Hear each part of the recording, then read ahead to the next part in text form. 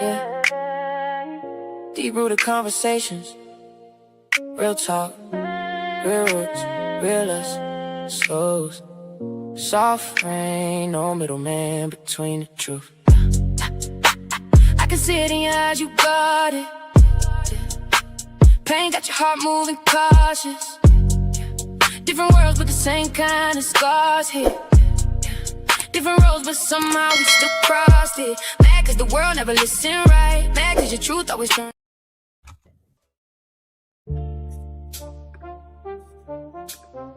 Same soil,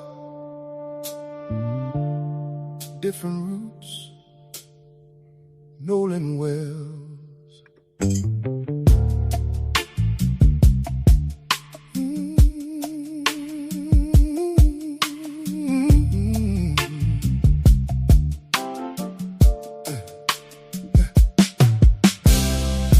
Good evening, welcome, take a seat.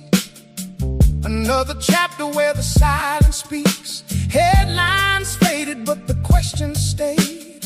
Truth still walking through a heavy haze. Every document, every voice we hear brings us hope, then brings more fear. Pieces of a puzzle scattered in the rain. Everybody talking, but who can explain? Some see justice, some see pain. Some see answers, some see blame. When the evidence falls into different hands, the same story becomes different stats. This division is about profit, not truth. Everybody selling certainty before the proof. Louder voices, bigger platforms chasing every view.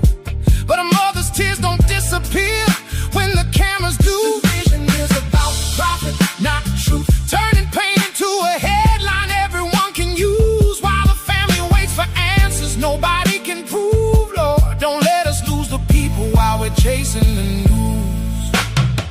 Autopsy pages tell a piece of the tale. Videos surface, but the questions prevail. Friends keep talking, memories collide, searching every shoreline where the answers hide. Shrimp boat searching through the darkest tide.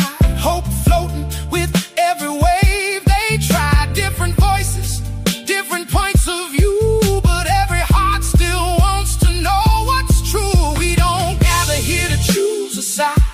We gather because truth should never hide. Separate the facts from what we believe. Hold on to what we know, question what we receive. Because two people can witness the very same scene. Walk away believing two completely different things.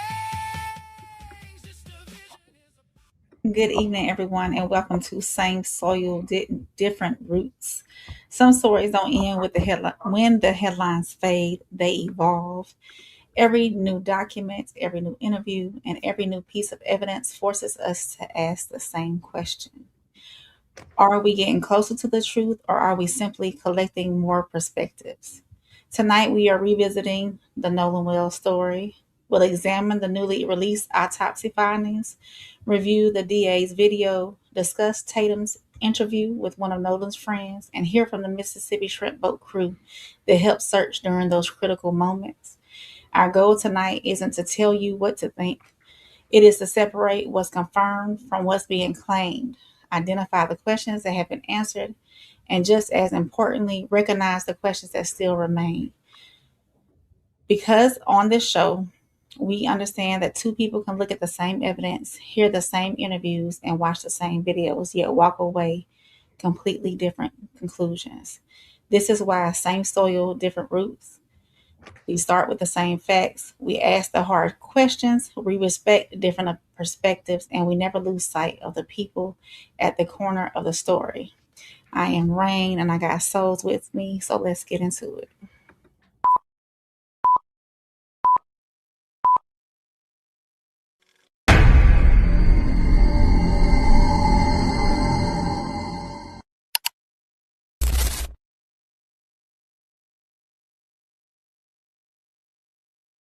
Nolan Wells' family releasing the results of their independent autopsy report.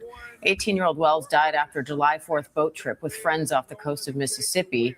His body was recovered on July 6th, and authorities say they believe he drowned and that there was no indication of a crime. But Wells' family says they have a lot of questions. And the family's attorney now says an independent autopsy found the cause and manner of death to be undetermined, pending more investigation. Let's bring in ABC News chief investigative correspondent Aaron Katursky and legal contributor Brian Buckmeyer for more. So, Aaron, walk us through Ben Crump's arguments here. Why release these results if they're saying they don't have a result without more investigation? Because he promised they would, and the family ordered it, and this is an expectation. They want to keep the case in the public eye. They want to add pressure to Mississippi authorities to conduct what they've called a fair and thorough investigation. And here, the independent autopsy does nothing at the moment, seemingly to be at odds with the initial suspicion that Nolan Wells drowned off the coast of Mississippi. And as I think Ben Crump's comments reflect, the circumstances of what led him into the water are still unclear. This independent autopsy can't determine, and state investigators have not released their findings yet. But it's based on more than an autopsy. It's interviews with eyewitnesses and video and image analysis to try and understand what led Nolan Wells to go into the water and what were the circumstances that led to that. And those questions still have not been answered. Brian, Crump is saying the reason this independent autopsy couldn't determine the manner and cause of death is because the state has not handed over enough to their expert in order to be able to do that.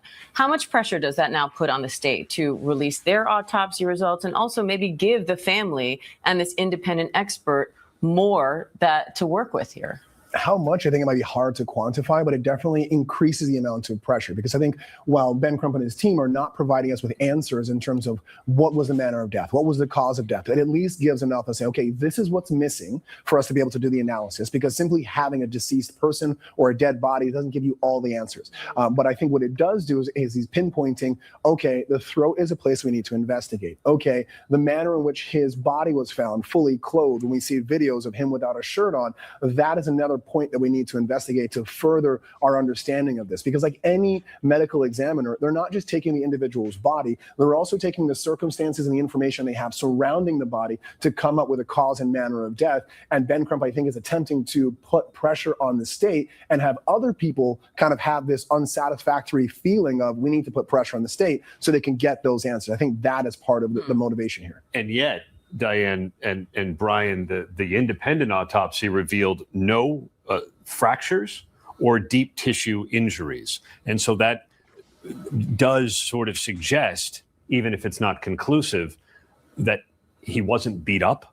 He may not have been thrown overboard. I mean, there are things that this can rule out. There were no gunshot wounds. There were no stab wounds. There was no, it doesn't seem like a violent end, at least before he went into the water. So there's still a lot of questions and a lot of circumstances to understand, but the absence of fractures or deep tissue injuries does seem like a significant point. But that's not including the throat, which is what Ben Crump is talking about. Yes, the occipital bone, which we can get Dr. Sutton here to do a better job of it, but we're talking about the back of the head here, which you typically talk about, like, did he fall on the boat and hit the back of his head and lose consciousness and that? Yes, absolutely rule that out. But I think what Ben Crump is attempting to do is, here's a piece that is important, the throat, that we don't know. And I don't know if that's going to win him the day, but at least he's trying to apply pressure. I think So welcome in, everyone. Great intro from Miss Rain. As always, you guys, welcome into Same Soils, Different Roots. This is our version of a little virtual town hall meeting. So we are going to allow individuals to come up tonight if you would like to, as we're talking about each subject. With that being said, we will have time limits so that, you know, we can kind of keep things going and let other people come up as well. But Rain, while we're waiting, what is your thoughts about this after hearing what they just spoke about, hearing that initially the findings that first came back from the sheriff when he said there was no evidence of foul play at the time. And then at that moment, Ben Crump and his team decided to do a independent autopsy where, shout out to Colin Kaepernick and them who helped with the financial part of that. They got the body shipped to DC. And at this time, you can almost say there still is not enough evidence to determine foul play at this time. So what is your thoughts about what's currently going on in the autopsy world?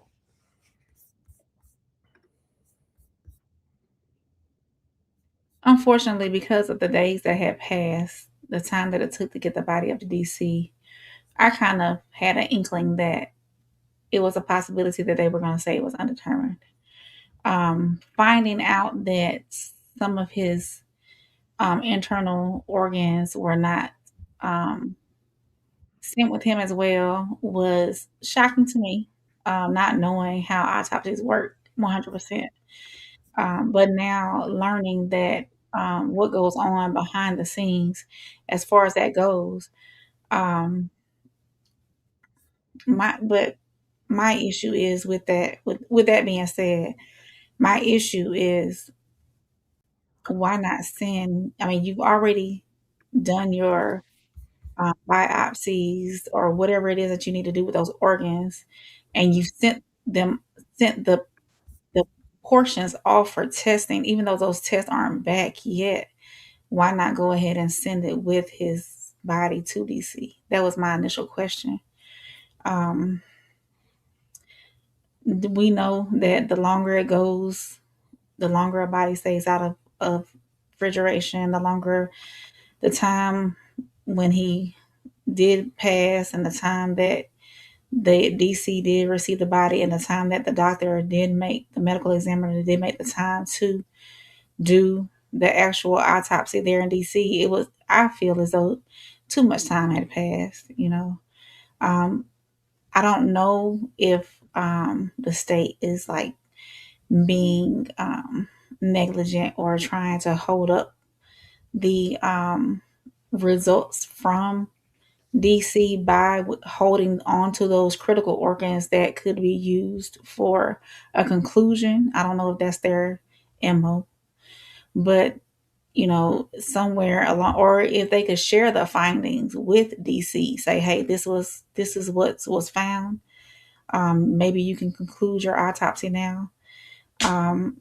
I kind of, my personal opinion though, I I hoped that the private medical examiner's autopsy was not put out before the state's, because I didn't want the state to recant their findings. I didn't want the state to go off of their what DC found. What, I forget what the gentleman's name is, the doctor that did his, but I didn't want the state to be like, "Ooh, they found that.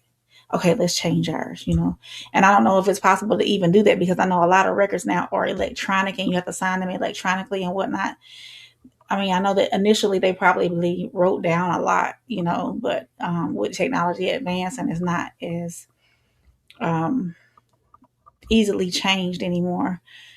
But that's my first thoughts initially. Okay. Yeah. Okay. Awesome. Awesome. So you guys know here, I'm more about fact-based information. Me and Rain have kind of been talking through this throughout the week. So this is not something like we just came up with today. And I want to provide more detailed information that wasn't even read by the Ben Crump team.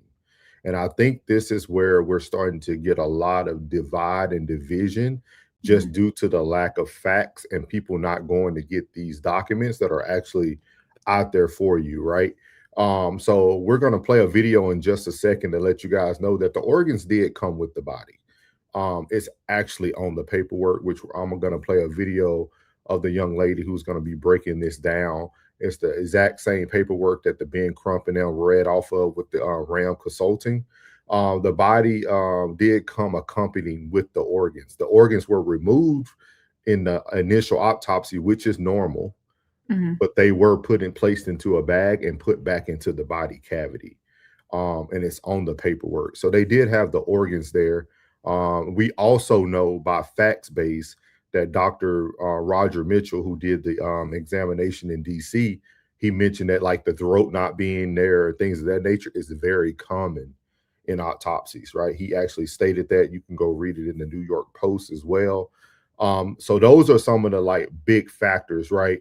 I know previously on another platform, I spoke about the things that people need to understand about the systems as well.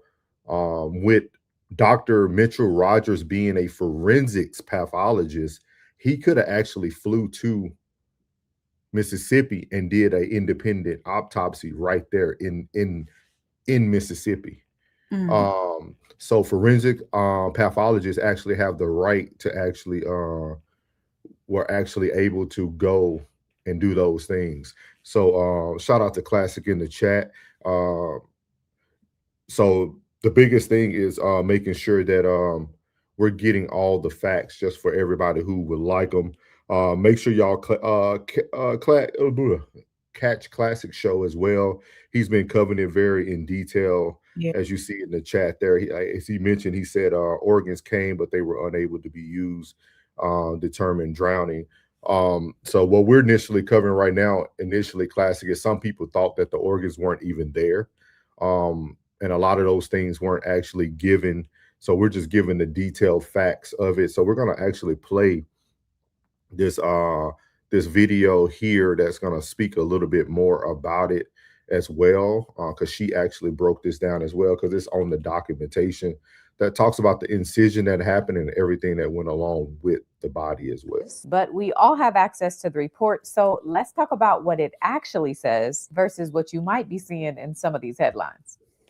But before I get into the details of the report, I first want to make sure we're all on the same page. Okay, so anytime someone dies, well, most times, not every time, but anytime a death requires an autopsy, the medical examiner or forensic pathologist for that state performs the official autopsy. They get the body first. And then on top of that, families have the option of hiring their own independent forensic pathologist to do a second autopsy. So that's what happened here. The Mississippi State Medical Examiner's Office received Nolan's body first, so they performed the official autopsy. And then Nolan's family, with the help of Colin Kaepernick, requested a second independent autopsy. And that's the report that was released today. And the first thing worth noting from this report has to do with Nolan's organs. So here on the report, under the preliminary findings, the report says a Y-shaped incision of the anterior torso. And a Y-shaped incision looks something like this. Underneath that, it says organs removed. And then underneath that, it says accompanying the body in the body cavity. So in layman's terms, that means that the pathologist from the first autopsy, the one from the Mississippi Medical Examiner's Office, removed Nolan's organs, which is normal to do during an autopsy. And when that pathologist was done with the first autopsy, he put Nolan's organs back in the body cavity, aka back into his body. What they commonly do is put the organs in a bag and then put the bag of organs back into the body. But this report doesn't say if that's what happened or not. So just know his organs in some form or fashion were put back into his body. And when the second pathologist received his body, his organs were there. However, it is important to say that because the organs had been removed during the first autopsy, it did affect the ability of the second pathologist to do a full examination. For example, the report explains that the second pathologist wasn't able to see Nolan's organs in the original state they were in when his body was found. And again, that's because the first pathologist removed them and then put them back. So the second pathologist couldn't observe Nolan's airways and lungs to determine if water was present in them. And he also wasn't able to examine Nolan's stomach to see if there was something there that could have contributed to his death. So he's not saying that this is suspicious or that the first pathologist did something wrong. He is simply saying he couldn't do his full examination really because he was second in line. Okay, now let's move on to the second. So we're going to stop there. So shout out to her as well. She finally got her YouTube page up. She's normally, you see her on TikTok, but now she's fully up on YouTube. So shout out to her. I'm not really a lawyer. Yeah. That was her. So the biggest thing for us today for the town hall virtual thing that we're doing tonight is more just to also educate people as well. I think everybody is following the case as closely as they would like as well. But I also feel like there's a lot of information that's being put out there. And I think sometimes we have to wonder too, why aren't these things presented to us from the beginning? And what I mean by that is, when a body is transferred from state to state, it still comes with a chain of custody as well. Every pathologist or whoever the specialist is, they know what's coming. Like you know what you're receiving. You know what I mean? So that's my biggest thing is like, I'm sure that this pathologist, Mr. Dr. Mitchell, knew that due to the first examination, having the organs removed, that he wasn't going to be able to give you that information. You see what I mean? Yeah. Like this isn't people's first rodeo. And that's why I'm always telling people that I think we need to make sure that everybody still is getting all the full information, not just trying to like get people up in an uproar. I do agree that Mississippi needs to be more transparent with the examination. And that's why when I did my research, I was very curious why he didn't want to go to Mississippi. And it could be a lot of reasons, right? But again, forensic pathologists are able to travel when they're a forensics pathologist. So to go there and just kind of get the answers you need right up front, just so that people can have a better understanding of what's going on, and that you can have that conversation from pathologist to pathologist. But again, shout out to the Kaepernick and them from actually, using the money and getting the body there to get the examination done. After further watching a lot of the stuff, I'm starting to realize I think that's why they chose Ben Crump, just due to the ability that Ben Crump has to like move certain needles, right? To get things done that maybe another person wouldn't be able to get done and things of that nature. So shout out to the team. I mean, they're doing the best they can, but I also want to make sure that when we're giving information on the platforms as well, that we're fully transparent, right? Like we need to make sure that if somebody's listening to this for the first time, that they understand what all this looks like. They understand what all the information actually is, and not just trying to cause an uproar, because it's already out there. Like the uproar is there. You know what I mean? So tonight we're trying to cover like, okay, what are some things that we all need to know? What are some things that in the future, when the next incident happened, that we can be fully aware of what needs to happen? How should we fight these fights as well moving forward? So those are the biggest things. Did you have anything else before we play the video from Nancy Grace? No, only in doing all this, we just offer prayers to the Wells and Wansley family. Hopefully they'll get some closure soon. That's it. I agree. I definitely agree. So we're going to be moving on to showing the next video is going to be Nancy Grace. She actually brought the pathologist from the great state of Texas here in the DFW. He's known for a lot of cases, and he's going to talk more about the red blemishes that people heard about, or some people may have seen on the during the autopsy review from the Ben Crump team and things of that nature. So he's going to talk a little bit more about where that could possibly come from. Again, no one's ruling out foul play. I think from like the outside standpoint, just because we're not getting that information that they're saying that it's not any, we don't know that. We still don't know. So I'm not here to play judge or jury, but I do think it's very, very important that everybody understands the full scope of everything that's actually going on around them as well. So here's Miss Nancy Grace, who pretty much came back out of nowhere, man. She's taking the internet by storm as well. I mean, she's getting like over 1 million views per video. She's doing her thing. So Nancy Grace brings the expert in from the actual DFW area, who's done a lot of pathology. I mean, autopsies and things of that nature. So here we go. Deep red. I'm talking about, was there a blow to the back of the head? Did he fall off a boat? Did he hit his head on something else? If it turns out he drowned, how did he get in the water? Why was he in the water? Why did everybody leave him? Lots of questions tonight. But if he was found face down, the blood would not have settled to the back of his occipital. Well, that's correct at the initial autopsy, but he was also transported to Washington, D.C. on his back, I assume, not on his face. And so after death, you can still have pooling of the blood in the dependent areas if the lividity is not fixed Or even if it is fixed, you can have pooling. So it is difficult to say without seeing the actual reddened area in the deep soft tissue, whether this is just a decompositional artifact or if it's indeed blunt force trauma. Now, they're not describing any injuries to the skin surface, which would still be there if he was, even if he's decomposed, you would still see injuries, abrasions, bruises, lacerations, things of that nature, even with decomposition. So it's difficult to give significance to this deep red area in the musculature of the deep soft tissues of the back of the head without further photographs or more information. To me, could it be blunt force trauma? Yes. Could it be a decompositional artifact? Yes. Could it be something from transport? Yes. Hard to say at this point.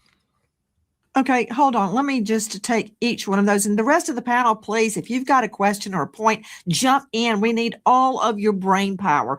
Oh, that's an open invitation to Mobley to jump in. But 3 things you said, that there could still be pooling of the blood. And I don't want to be too DEFCON 4 into this and get lost in the weeds, but Nolan is dead. He's already been autopsied. Days have passed, and you're telling me that the blood could still sift down from the front of his face to the back of his neck in one specific area. Why wasn't it pulling all the way down his neck? Or why just that one area? I don't believe that when you have been deceased that long, you've already undergone autopsy, they've drained the blood from your body, that somehow in the few hours of transport, you're going to get. And just to be transparent with people, Nancy Grace does a lot of acting. She will ask a lot of questions that she does know the answer to, but she's asking things that probably the public would like to know. So she's very dramatic in that manner, but she's trying to get answers for those who will want to have answers for these questions that they probably not feel comfortable asking. So. Pulling of the blood to one area in the back of your neck. So first off, it's not a few hours of transport. It's from whenever the autopsy ended. He's placed on his back. Whenever he's picked up at the scene, he's been placed on his back. So all that comes into play. They don't drain all the blood from the body at autopsy. There's still blood in the body after autopsy. And also decomposition causes the breakdown of tissues, including musculature, which can give a reddish decoloration from the actual decomposition process of the muscle. So all these have to be considered when you're saying a reddened area, because the doctor didn't call it hemorrhage, which is interesting to me. He called it a reddened area. So I don't know what he's describing.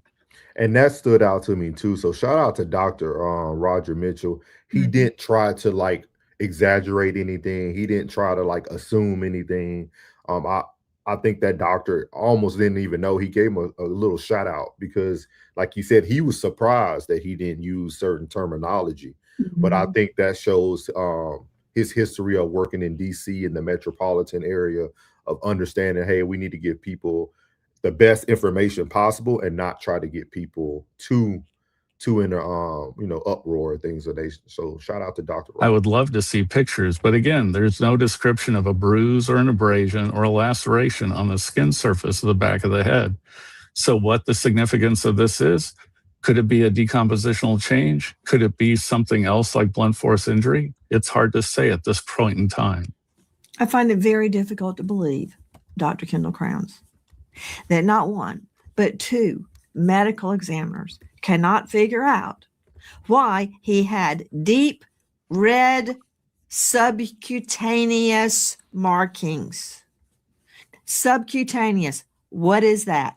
Deep subcutaneous. What is that? It's underneath the skin, meaning in the fat or the muscle underneath the skin. Okay.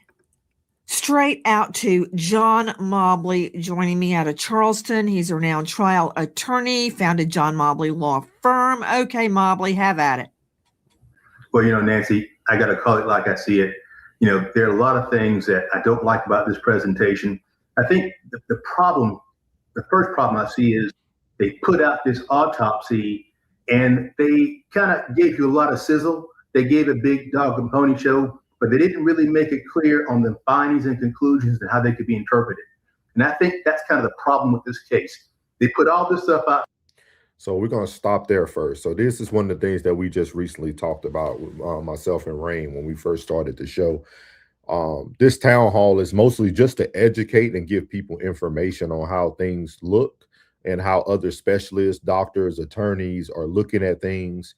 I think sometimes I feel that, again, I'm going to say it very black and white.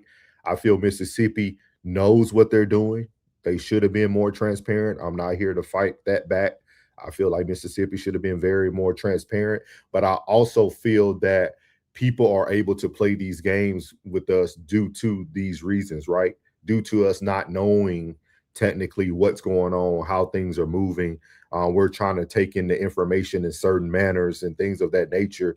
And that's what we're really here for, is to like break down everything that has been going on from the start, but just trying to find a way to educate the masses as well about what's going on, how it looks to other specialists, other people who have done this, attorneys, pathologists, all that. I think they understand a little bit more. And even to hear this gentleman's frustration at like, this is what everybody's doing, right? Not just Mississippi.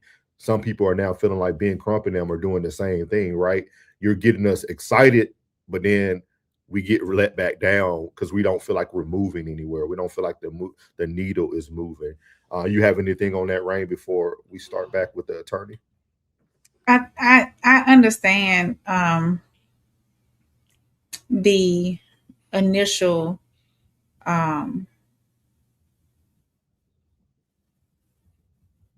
reason for the press conference with Ben Crump and the family and whatnot.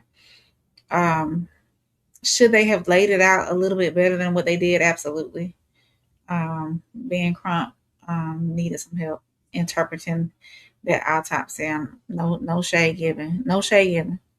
No shade. All right. I'm just personal opinion. He needed some help on interpreting and interpreting it for the audience, the family, and everybody there, so they could understand it correctly. You know, we heard the shouts and the other things that were going on in the background. Why? Because it was shocking. It was very shocking the way he was reading it, and I understand he wanted. Ben Crump wanted to be transparent. He wanted to be so transparent. He wanted to put it out there as is. But I think it would have done better received if he would have laid it out a little bit better for the common folk that don't understand medical terminology and whatnot. Read what's on the autopsy in that form, and then tell, for the common folk, layman's terms, what's really going on. People who don't understand that medical language all the time. So I do agree with this gentleman here. I'm not gonna call it a dog and pony show, but yeah. But the public has been pressing for this. I feel as though, and with all this technology and information that we have at our fingertips these days, it kind of hinders investigations like this, because everybody's putting their 2 cents in. Everybody's coming up with their own narrative of what happened. Everybody's trying to be that investigator and not letting the authorities do what they need to do. And I'm not saying that I feel as though Mississippi is doing what they need to do. I don't. I think they're being nonchalant about it. I've said that from the beginning. Yes, I think a private investigator should have came in and done some things for the family on their behalf. But as far as, and like I said, I do believe Mississippi has been nonchalant about the whole investigation. I've said that from the beginning. As a mother, I've said that from the beginning too. So, but yeah, it's tough. There, all these legal terms, all this, forensic jargon, and now everybody's whipped up in a frenzy trying to understand what it means, exactly, speculating, guessing, and the reality of it is, unless you're an expert, a forensic expert, none of us are qualified to interpret those findings. Now, I've been involved in countless homicide cases where I've had to look at forensic autopsies and discuss the findings with experts. And that's what you have to do. And ultimately what it comes down to is they put this thing out there, this preliminary autopsy finding, and they did not present any real conclusions. And that is a problem. You know, and to address your specific concern, Nancy, about Put up what might Mobley. be. Put up Mobley. Listen, I'm not vouching for the character of Crump or Sharpton. That said, of course, are you saying they were wrong not to put it out there? I think they were right to put it out there, whether it's inconclusive or not. The manner in which they presented Okay, what do you mean by that? He just sat there and read it. And number one, I don't think he was the best person to read it. He's just kind of reading off medical and terms that he didn't do the best job of pronouncing. And they didn't really present a conclusive finding. And what that does is, well, there is no conclusive finding, Mobley. Well, he should have said that, because what he does, though, in the manner which it's presented, when you take a case like this, you take little bits and pieces and put them out there in that manner, what you're doing is you're feeding these conspiracy theories like, oh my God, there's some big mystery, some conspiracy about what happened, regarding saying, hey, here's the deal. In situations like this, based on the rate of decomposition, things like that. Don't you get it, man? We still don't have the answer. I don't have the answer. He's got a red mark deep in subcutaneous tissue on the back of his head. Wait, here's the problem. Go back to Kendall Krause real quick. I want to address that. And again, guys, since we're talking about transparency, do not get confused with what Nancy Grace is doing. Again, I want to put that out there. Nancy Grace she's a great actor. She understands what she's doing. She's being an antagonist to get a conversation going, because she knows this gentleman. They know how to have this conversation. So just be aware of that. We're going to be transparent with you too. Trust me, if you watch all her content, you'll see. So this is what she does. So don't get confused. Don't think she's asking these questions because she doesn't know. Again, she's acting. Wait. Kendall, where's Kendall? Why am I not seeing Kendall? Kendall, please turn around and show everybody what we're talking about, because I'm doing this. Show me occipital. Occipital's right here. Back ahead. How right where your in neck the world out of his whole body is that where the blood pools? I'm not buying it. And I'm not saying this is a homicide. I am saying it. There are a lot of disturbing circumstances surrounding this young man, the star athlete's death, and I am not letting it go. So I'm going to stop it there, because I think that's where 90% of people are. Yeah. It's where Nancy Grace just ended right there, right? A lot of people are like, hey, we just lost a young man named Nolan Wells. Nobody acts like they know what's going on.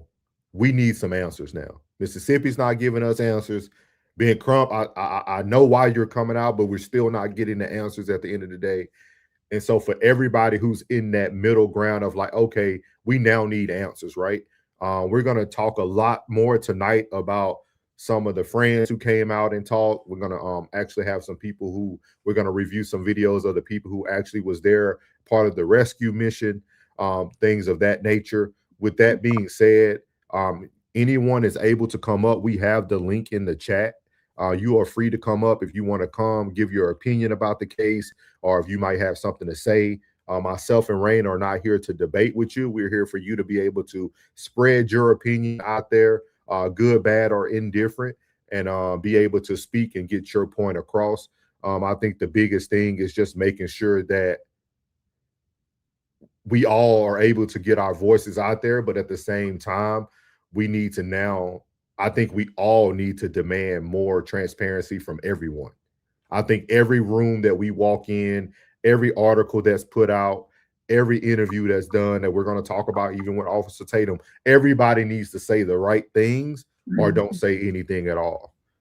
Because at this point, it's not helping anything. It's just causing a bigger wedge, and everyone's getting confused. So shout out to everybody again. Super chats will be read. Appreciate y'all in the comments. Make sure that you guys like, subscribe to the channel as well while you're here. Again, thank you guys for joining us tonight. I know it's going into a new day, so I appreciate everybody who's here currently watching. Do you have anything else for the Nancy Grace portion there, Rain? No.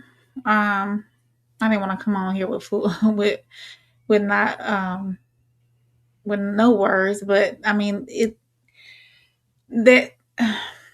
with the doctor on here explaining that the blood can pool in certain places after the fact, even during transportation. I mean, we have to look at it. There are days passed, before. I don't even know when the actual, did they say when the actual the DC exam Yeah, it was on the had? paper. Yeah, it was July the 10th.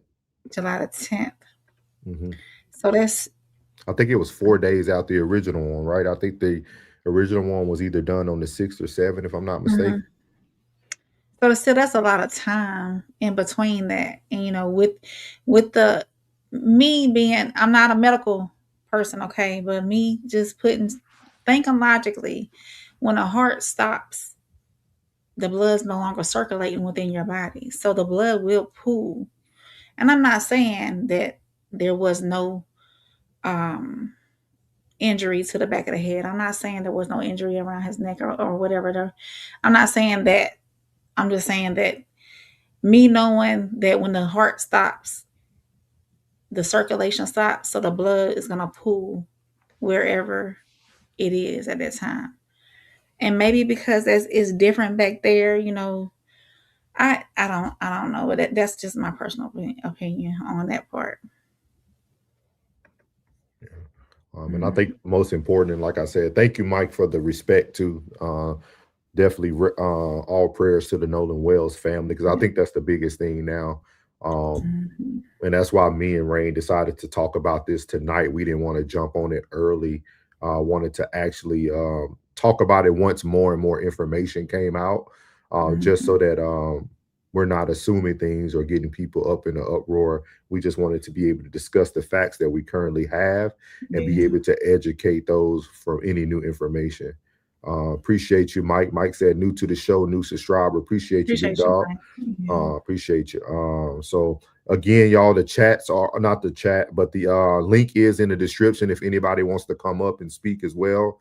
While they're trickling in, we can read some of these. Patsy said, I watched the show when Crump read the results. He definitely shouldn't have read it unless he had someone to explain what the results would mean. Yeah. Very true. Very, very true. And I think that's what makes these type of cases very difficult, right? I know sometimes I get criticized from being a person who is based more on the facts. Like I'm more of a black and white person, so people judge that.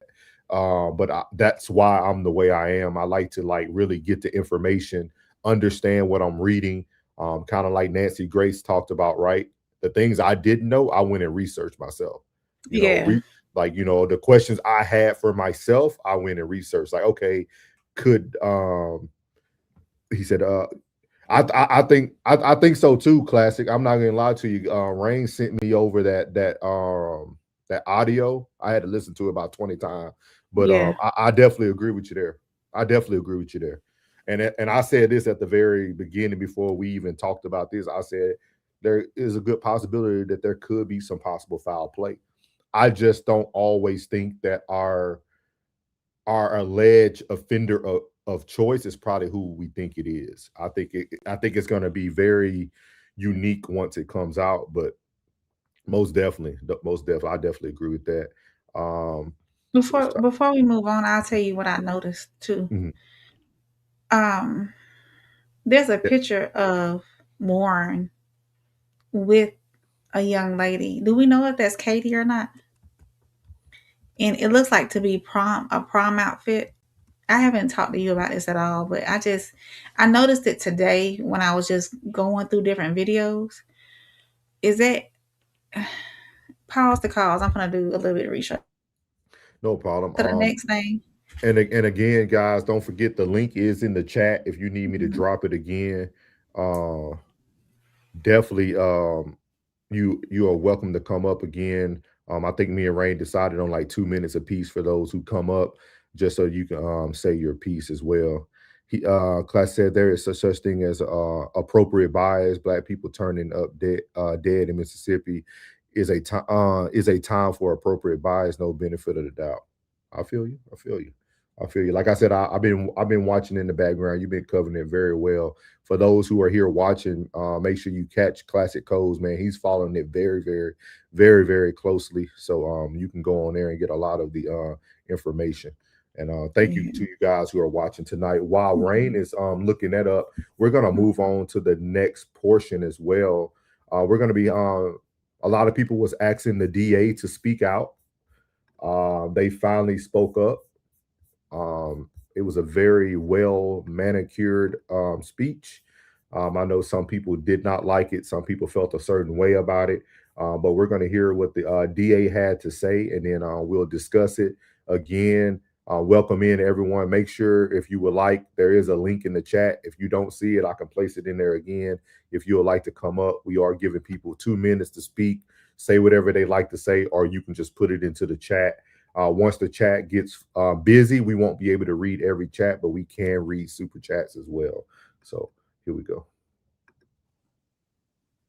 As District Attorney for the 19th Circuit Court District of Mississippi, I want to talk directly to the people of Jackson County. Our community is grieving the tremendous loss of Nolan Wells, who is loved and treasured by everyone. Nolan's family deserves answers, and our community deserves answers. Every death in the county, except those of natural causes and non-criminal car wrecks, are presented to your grand jury. Many people don't know that. We have handled death investigations in this manner my entire career. Nolan's case is being handled the same way, with the same care and the same commitment to the truth that we handle all death investigations. I understand the public's urgency to know what happened to Nolan, but we are not taking time for time's sake. We are taking the time required to complete the work this investigation demands. Since Nolan was reported missing, local, state, and federal law enforcement agencies have worked around the clock investigating what happened to him. Every piece of evidence must be examined. Every credible lead must be followed to its conclusion. Every witness interview must be analyzed in context of all other evidence. The pressure for answers does not change what the work requires. Our responsibility to Nolan and our community is to complete this investigation thoroughly, carefully, without compromise, supported by the evidence and worthy of the confidence of the people we serve. I also understand that many people have questions about why more information has not been released publicly. In Mississippi, the rules of professional conduct restrict the information a prosecutor can release during an investigation. Our restraint in communicating facts and evidence is not an effort to keep the truth from the public. It is an effort to protect the integrity of this investigation in the grand jury proceeding. As your district attorney, I have an ethical obligation to avoid public statements that could influence witnesses, prejudice a proceeding, or compromise the fairness of the legal process. My obligation extends to and requires me to use reasonable care to ensure investigating agencies avoid making those statements and releasing information as well. These rules exist to protect the search for the truth, not to prevent it. As divided as the discussion surrounding Nolan's death has become, I know we all want the same thing, to understand what happened to Nolan. With that being our shared goal, we must also share in the goal of protecting the integrity of how the truth is discovered. If we sacrifice the integrity of the process in effort to satisfy today's questions, we risk undermining the confidence in tomorrow's answers. When the public asks, what about this, or have they looked at that, or did they think about this? The answer is yes. Those are the same questions investigators ask. The difference is that we can't publicly discuss the evidence, the interviews, or what those efforts have uncovered while the investigation is underway. Again, our restraint in sharing details of the investigation is not a refusal to share the truth. It is our commitment to protect the process that allows the truth to be known with confidence. There's a lot of information out there, and there is a heck of a lot of misinformation out there. I simply want the community I serve to know that this investigation is being handled with the care, professionalism, and commitment to the truth that every family in Jackson County deserves. As we continue this important work, Nolan's family, his friends, and all who loved him remain in our prayers. So there you have it. You had the DA there. He said, "I like this proper today, right?" Yeah, it was. She was beaming the other day. Thank you, Sassy. So the Mississippi DA spoke out. As I said before, you can tell this was very manicured, right? This was something somebody wrote for her. I do want to say this as well because we have to see things from both sides as well, right? It can be fake, but this is also what people do. This happens every day with news channels. This happens every day with anything that people are trying to like cover. Yeah. I seen a lot of this when I was serving in the military.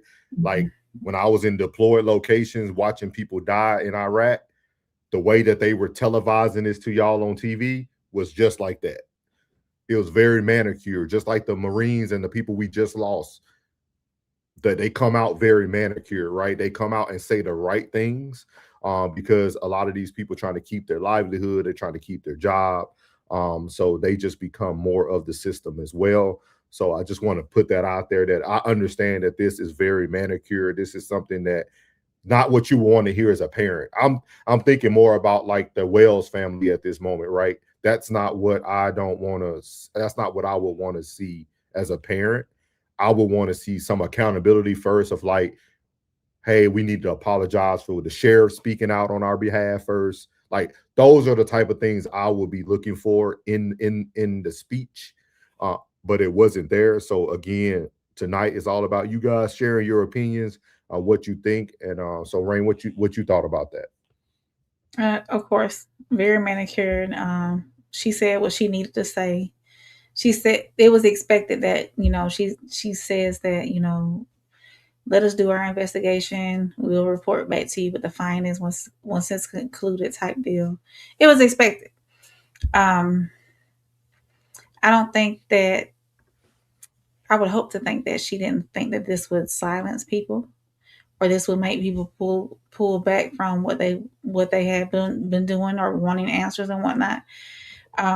Is she the state DA or is it the county that they're in? Do you know? Let me check for her. I don't want to give you bad information. I want to say she's over the state. She's the Mississippi District Attorney. Yep. Yeah, so she's the DA. My hope would be for an outside judicial system to take on this, but outside of Mississippi. So, and shout out to Miss Passy. She says she appreciates how you two are how we're discussing the matter. We do need to stop listening to a bunch of the other people on the air because they're just doing it for clicks. Yeah, we're just here to provide the information that's being presented. Again, we're not here to debate. Everybody's entitled to their opinion. That's fine. But the biggest thing now is I'm starting to look at this all as I need to see someone doing something that moves the needle for the family. Yeah. On both sides, not just one-sided. I need to, and I know there might be things that have Ben Crump and them hands tied, but just trying to move forward. I would like to see Ben Crump and them sit down with some of these people that we're about to review with Officer Tatum. I would like to see them get a different set of questions.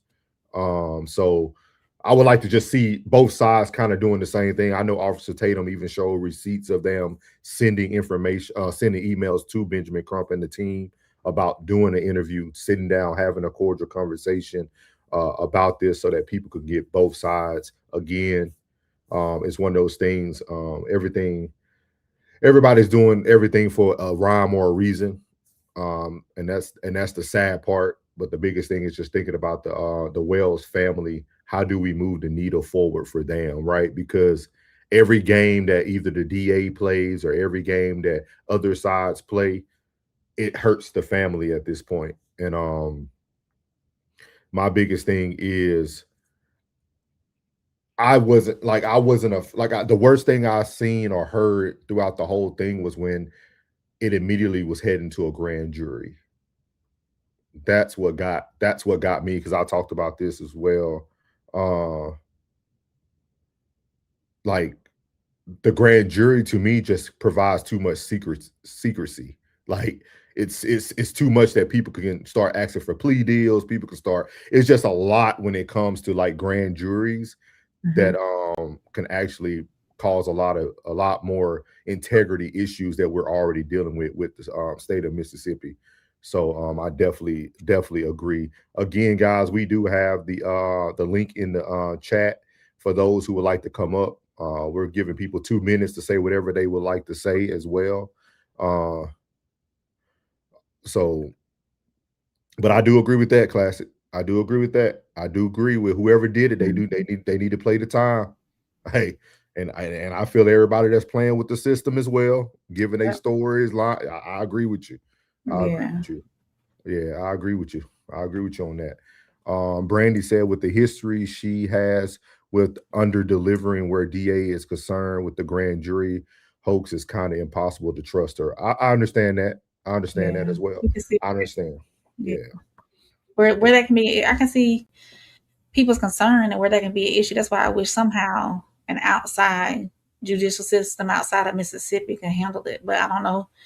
I really don't know the laws and how that can go, or if it can even go a different way in that manner. We do know that some of the children or young adults. I keep calling them kids because they're so young. We know that some of the young adults, parents acquaintances and whatnot have ties to the judicial system. They're judges or they know lawyers and whatnot. They know what they need to do in order to keep themselves out of trouble for the most part. Or so it's really hard to even trust a local system there for them to be thorough and do what they need to do and not just sweep it up under the rug. I've said it from day one. I thought the sheriff was just nonchalant with it. Oh, we're doing what we need to do. No, you're not. I don't think he was ever detailed and giving information at all. Yeah. At least to the public, he wasn't. And if I'm not mistaken, Christine, she didn't get good information from them as well. Yeah. I believe sooner or later that it's gonna eat them alive, and somebody's gonna say something. You can only live with that for so long, and I don't know, because some people take things to their grave, but no, they already kind of talking over themselves right now with some of these interviews. Like if you really pay attention to them, like you can even see some of the. Again, I'm not going to be here to be biased. I've seen some interviews that Officer Tatum did where he kind of changed the questioning, like to where because he knew where he was going with it, so he changed his stuff. Yeah, like for the new people who are in here watching, my education and my background is mental health, so I'm watching like the nonverbal behaviors, things of that nature as people are talking, and if you see the difference in tone and their personalities for each interview, right? Interview number 1 with Warren, he felt very comfortable talking. They went out and confident too. Yeah, they went out and everything. He just seemed so. I'm sorry. Go ahead. Go ahead. No, no, I was talking over you. I got excited then, so I'm sorry. Finish what you said. No. So like that's the biggest thing when they go out, like, and then when they went out to Horn Island, you seen them get even more animated. Got very animated with the shades on. Felt like he was probably felt hidden to the world, but you're still on camera. And then when they got back to the sofa, he was really nervous. Like you could see he started kind of like. So I'm very aware. Like I'm watching what's going on. I do agree with what Classic was saying, that I think somebody will eventually talk just because they will slip up because they're talking too much. For those who were playing the game, the best thing that they were doing was being quiet. So like it's just one of those things. But again, we'll see. We're gonna actually cover some of that tonight with Officer Tatum and the next gentleman, the other friend. What did you say his name was? Rain? Is it Tristan? Tristan. So we'll be discussing him tonight. Mike said, with so little factual evidence of what happened to Nolan, it makes your mind wonder on what could have happened from A to Z. That's true. Yeah, that's true. That's true. And I think that's the most dangerous thing, right? Like that's the biggest thing in my opinion. Brandy Joe said, well, the audio background was enhanced and the things that was said implies that he was unalived in the boat during the call for the tow. Yeah, me and Rain are going to cover that. We're definitely going to cover that. So Classic says, Souls, why do you feel the need to be neutral regardless of how fudged up it is? I have to know why play it. I'm not playing it down. This is what I want to articulate to people. When it comes from souls, I have my own feelings about things, but I still feel, Classic, that man, we still gotta let people know how to play the game, bro. Like I know that doesn't sound good to people, man, but they're doing it right in front of our face, dog. The foul play, everything that possibly could be going on, it doesn't, like, they're doing the things that everybody else just seems like they're 10 steps behind. Like literally, I remember the first show that I think you talked about it first, Classic. The first thing I said was somebody needs to go look up who Warren Mama is. It was the first thing I said. Just like trying to get people to understand, like, the game is going to be started, and how far behind the game are you going to be? You know what I mean? So, but I understand a lot of people not going to like my way of doing it, and that's okay. That's why everybody has platforms, everybody able to give their way they like to articulate it, and that's fine. So, and I appreciate everybody giving their opinions as well.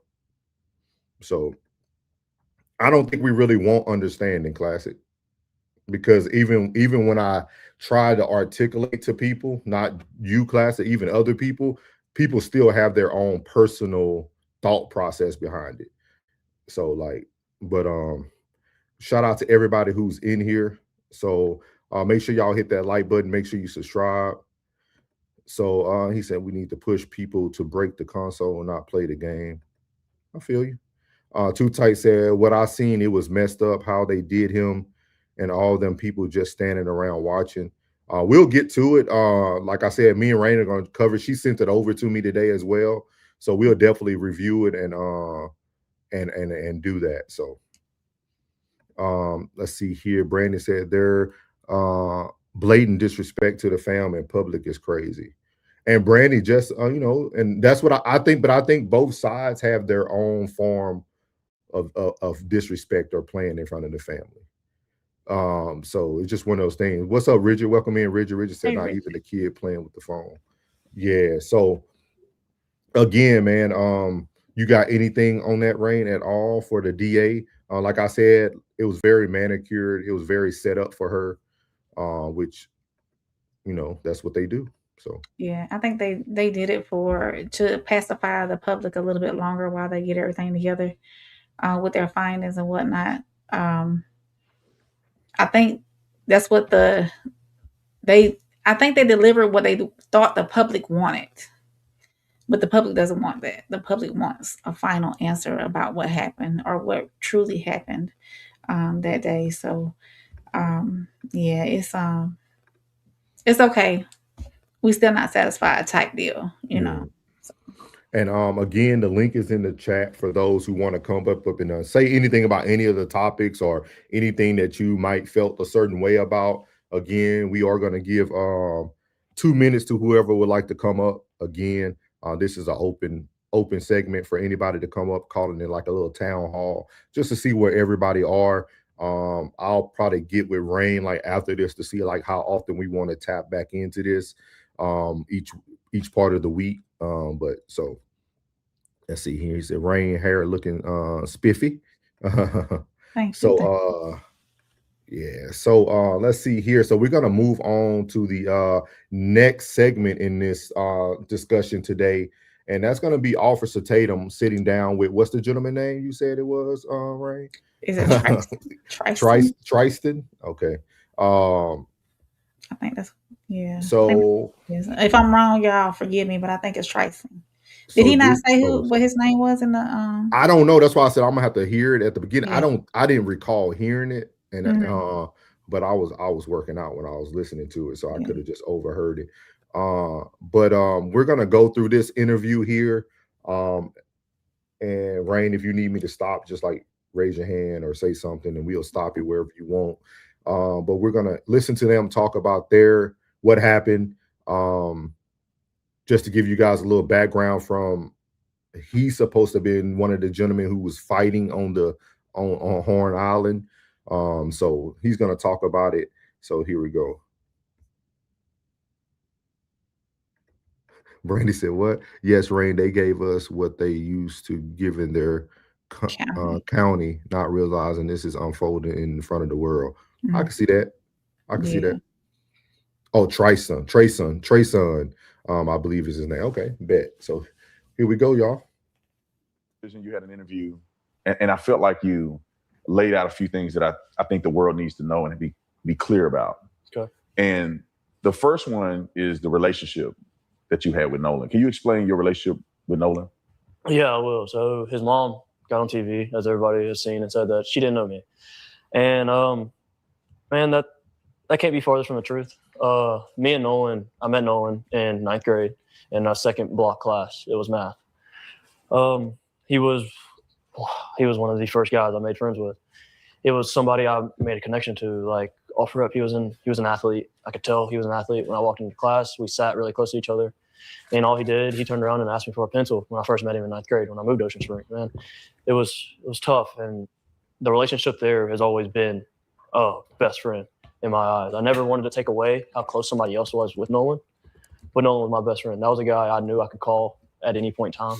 He called me at 11 o'clock on the 4th to see where I was parked at. Man, me and Nolan have countless nights of him giving me advice on my girlfriend, on my life in general. Nolan has been the only friend, and I love my friends and my best friend in this group of guys, but Nolan has been the only person that ever tell me, like, he's proud of what I've done. He's proud of how hard I worked. He's proud of me going overseas to go play ball. That was my guy. Like, that was my best friend. Yeah, and so how does it make you feel when the media activists are coming out and alluding to the fact that you may have something to do with what happened to Nolan on that day? Man, that hurts. It hurts is an understatement. I beat myself up every night I lay down. Beat myself up anytime it crosses my mind. Because in my head, if I wasn't drinking, if I didn't get into that altercation, maybe I would be able to do something. Maybe I would have saw something. Maybe I would have told Nolan, hey, man, you're not going with that girl. Just come back with us. We're going back a little bit later. We can go meet up with the guys later. Maybe it just plays out different. And in the fact that they're going to play that is I'm already trying to mourn my friend's death as is, and I'm blaming myself for it. To put that in my head is a next level of hurt that can't be truly explained. Because it's hard to put into words. Generally, it's backstabbing from a sense of a community that I thought I had with my skin color, and they stay so strong together. And I'm supposed to be one of them, but I come up and I speak, and now I'm the person to blame. Now I'm not dark enough for them. I'm not black enough for them. And now I'm the issue. It doesn't make sense. In my head, it doesn't make sense. Was Nolan, I mean, obviously you were in a friend group, but the way the media makes it seem is that almost as if Nolan was the only black person in this whole friend group. Now they don't even mention you. They don't bring you up in this whole thing when it comes to, what happened at Horn Island. So what's your take on Nolan being, presented as like the only black kid in a group of all these white boys? So I want to stop there. This is one of the areas where I said Officer Tatum wasn't being very transparent. He was making up his own. No one never said that Nolan was the only black boy at the beach. Those are things that are just clear facts. It's just that those things we know don't make sense, right? We know. And even in this moment, right? This is why I tell people you need to be able to articulate as well, because he seems like he has a lot of hate as well with how people feel about him, things of that nature. And you have to understand, people are going to have their thoughts about you, their opinions about you, and you got to let people have those opinions. With that being said, I thought it was very disrespectful for him to call out Nolan's mother. Like, I thought that was very disrespectful. This conversation, Nolan's mom has nothing to do with any of this. Outside of what you want to say, you called them or things like that. But outside of that, like her not knowing you, or hey, if she says she didn't know you, big dog. Like, I know there's people that I probably call homeboys back in the day that my mama and daddy would have said, I don't know who that is, or they didn't remember them because they weren't around too long. You know what I mean? Like, so that is normal for a parent to feel like, hey, I don't know him. You know, knowing somebody means you know them, right? Just because, you know, somebody comes through your house and get a drink of water, stopping in with your son after football practice, don't mean you know them. You know what I mean? So I'm very abreast to that as well. And then prayers to Miss Patsy. Sorry to hear about your son as well, ma'am. Passing away 3 months ago. That is very prayers to you, like Brandy said. We appreciate that. So he said we don't know Trey, son, who you gay. So yeah, like, so because I mean Officer Tatum kind of upset me more than anything throughout these interviews. That's why I didn't cover him like I was like, he really ain't do justice of what he's trying to do. To me, he's playing the same game that he's attempting to say Ben Crump and them are playing at this point. Like, you're not really getting to the meat and potatoes of this, you know. But he does seem very closed off for sure. Very angry. Is that familiar ties or family ties, resources and strategies used in an attempt to hide or delay the truth? Tatum isn't the one to necessarily be the voice. I understand. Yeah. Understand that. Anything so far, Rain? Go ahead. Yeah, I question him being the best friend. How can you say, oh, I really didn't know his mother, but y'all are claiming best friend? He was your best friend. Unless, and this is just me thinking, unless, and this is my personal opinion, so unless the mama didn't care who he hung around, or didn't, wasn't in his business and who he hung around all the time. When I was in high school, my best friends, my mom knew my best friends, and they knew my mom. It just didn't, but it didn't add up, Rain. Like, No, because when you listen to Warren, right? Mm-hmm. Warren apparently known Nolan even longer than him. I think elementary school. No? Yeah, and Warren said he never even been to their house. So I don't know how you got one treatment being an elementary friend to college, right? And you being a freshman to, you know what I mean? So, those type of things. So yeah. I was writing down some notes.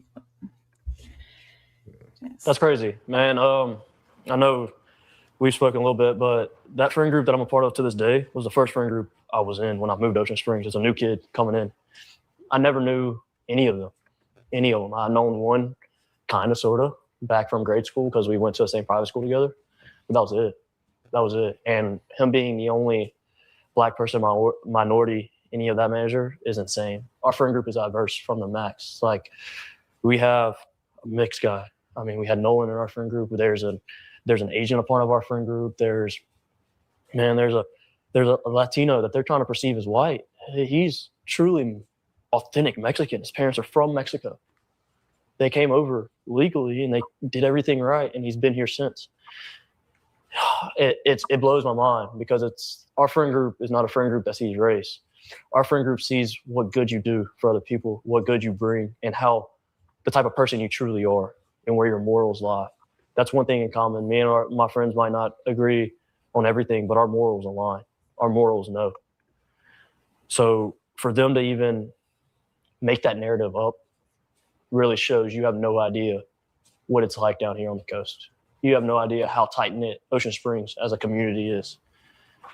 You don't understand it. You don't see the thousands of kids in the high school football stands cheering their team on. Nobody cares what color you are. We're there to have fun and to just live. And that's how Nolan lived. That's how I live now. I've grown up and I have more big boy stuff, but in high school, all I cared about was going to hang out with my guys. And I mean, on a personal level that leads off of it, is like, it got me in trouble with my girlfriend just because I wanted to be with the guys. I never once thought, man, they look at me different. Man, I'm kind of an outcast to them. No, all their moms have always welcomed me with open arms. Anytime I needed anything, I knew I could call them and their parents, and they would do anything in the world for me. So with Crump pushing this narrative, it's wrong. Yeah, it's completely wrong, especially about our friend group. Yeah, I find it, especially after talking to you, meeting some of the guys, that it seems like there was an agenda. But can you walk us through just your perspective from that day? I don't know if did you go with them initially? Were you a part of the group that went to Horn Island? So I wasn't, clear that up. No, I was not on the boat with them. Yes, I was a part of the group that was supposed to go out. So the only reason why I did not go on the boat is I got begged to go, but my uncle, we also took 12 people out on our boat, not including us two, so 14. And my uncle knows the passengers wouldn't have helped. Generally wouldn't have helped with anything. With that many people on a boat, you need a little bit of help. So my uncle was like, hey, can you just ride out with me and you can go do your thing throughout the day on the island? I don't care. I don't need you. I just need help get out there and then pick everything up. Because I know all these people are going to be drunk and they're not going to want to do the extras that nobody sees about going out on the boat, right? And so I told Wyatt that, and oops, my bad. But I told him, I told him that, and I told him everything, which was go to plan. We were leaving a little bit earlier than them. I was gonna try to have a spot saved out, and Nolan calls me at 11 o'clock. I missed his phone call. Called me twice. I missed both of them. I saw Wyatt and Nolan on the boat. They pulled right in front of our boat, and they were screaming. I turned my head and I was like, yo, there's a spot over there. Pick everything up. Because I know all these people are going to be drunk and they're not going to want to do the extras that nobody sees about going out on the boat, right? And so I told Wyatt that, and oops, my bad. But I told him, I told him that. Wait, oops, my bad. That's why I said like you started to see like the whole thing. That's why I said like Classic was speaking about it earlier. Eventually somebody gonna have to take the immunity. It's not gonna line up. Somebody's gonna have to take the immunity.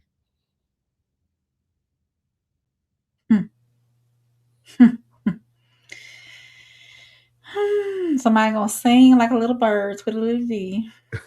And I told him everything, which was go to plan. We were leaving a little bit earlier than them. I was gonna try to have a spot saved out. And Nolan calls me at 11 o'clock. I missed his phone call. Called me twice. I missed both of them. I saw Wyatt and Nolan on the boat. They pulled right in front of our boat. Okay. And they were screaming. I turned my head and I was like, yo, there's a spot over there, where they end up anchoring out. I helped them set their stern anchor. From the time they showed up until now, going back to it, 20 minutes before they left, I was with them. That's who I was with. I spent all day with them, minus the morning time before they got out there. But from the time they got out there to the time they went back in, I was with them. Those are my friends, man. Those are my guys. Yeah, I want to get a few more details. I'm sorry about that. I know that. Yeah, go ahead. I know that you were all over the news because there was a perceived fight. People, this is the thing that gets me, and I want to keep clarifying this. Thank you, Big Dog. When I saw the video that they put out on the internet claiming that Nolan was saying, "Give me my effing phone back," the coach came out. Nolan's coach came out and said immediately he knew it wasn't Nolan's voice, and obviously it wasn't Nolan's voice because you were the one that was me yelling, in there yelling. You got into an altercation with somebody. What happened after that? Like, put me in your place where the fight is over. Whatever happened. Nolan is somewhere. You're somewhere. You're hanging out. And thank you, Tor. Thank you for the jewels. Thank you. Horn Island. So, after the fight, I didn't stay on Horn Island much longer. So the objective. So I was really upset. So with you hear me yelling, my uncle had told me to get on the boat and wouldn't let me back off the boat. Obviously, I was really mad and I wanted to fight. Wanted to get off. What wasn't smart, man. And so I was on the boat. I'm yelling, and shortly after that, I left the island. I left probably 30 to 45 minutes after I got into a fight. We started to pack up and left because I was so upset. As Javon mentions, that they were ready to get me back to land because I wasn't really mad. I was genuinely really mad. But the last time I saw Nolan, I was walking to the boat. This was before the fight. It's me and my old lady. We had just got out of a group. Thank you, Brandy. Thank you for the Nolan jewels. was walking Thank y'all. towards Wyatt's boat. I was walking in the opposite direction towards my boat. And I dabbed Nolan up. I made a slick comment about something, actually about the girl that he was with. I made a slick comment to him. I was joking around, and I kept going. What did you say? And not even 10 minutes after that is when I got into a fight. Last thing I told Nolan was, "All right, buddy, I love you. See you later." Thank you. And I'm glad I said it. I had been under the influence a little bit, and that's probably why I did say it at the time, just, getting all lovey-dovey. But I'm at peace. I said it. I'm glad I said it. Right there, he ruined it. Right there, he ruined it.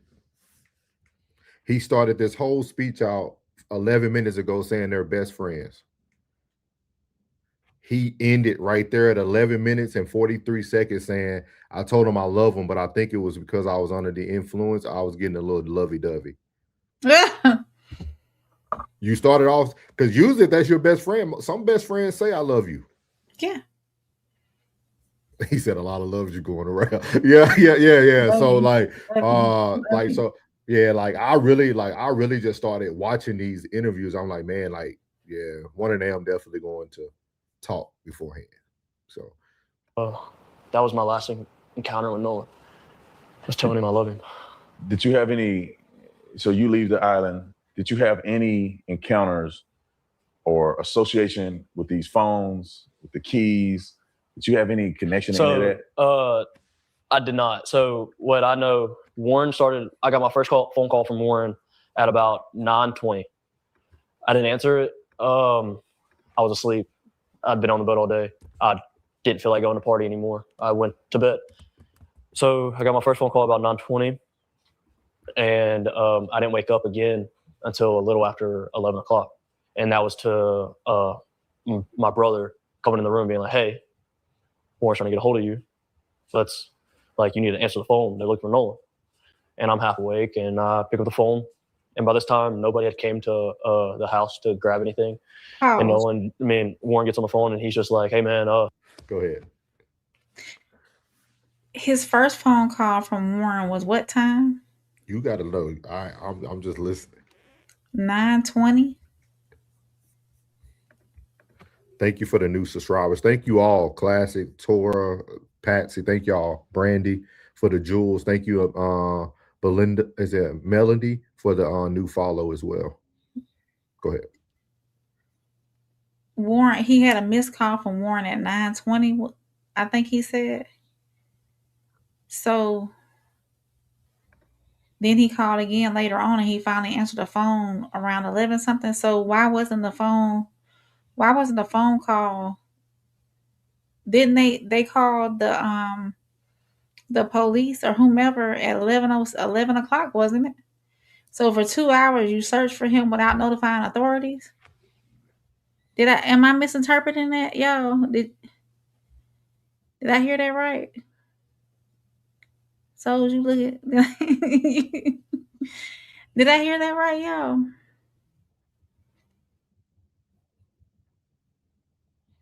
I heard it right.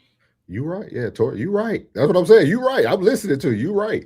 And that's why I said, like, he's hurting his own case. They went 2 hours without notifying. Everybody's trying to line up the phone calls, right?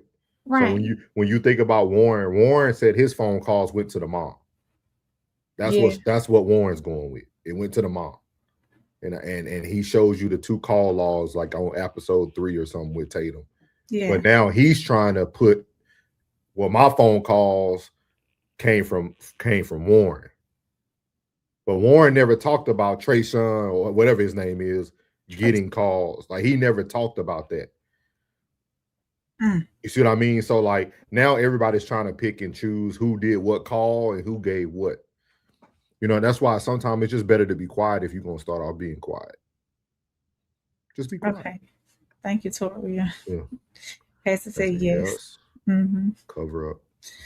Yeah. Okay. Richard said that makes sense though.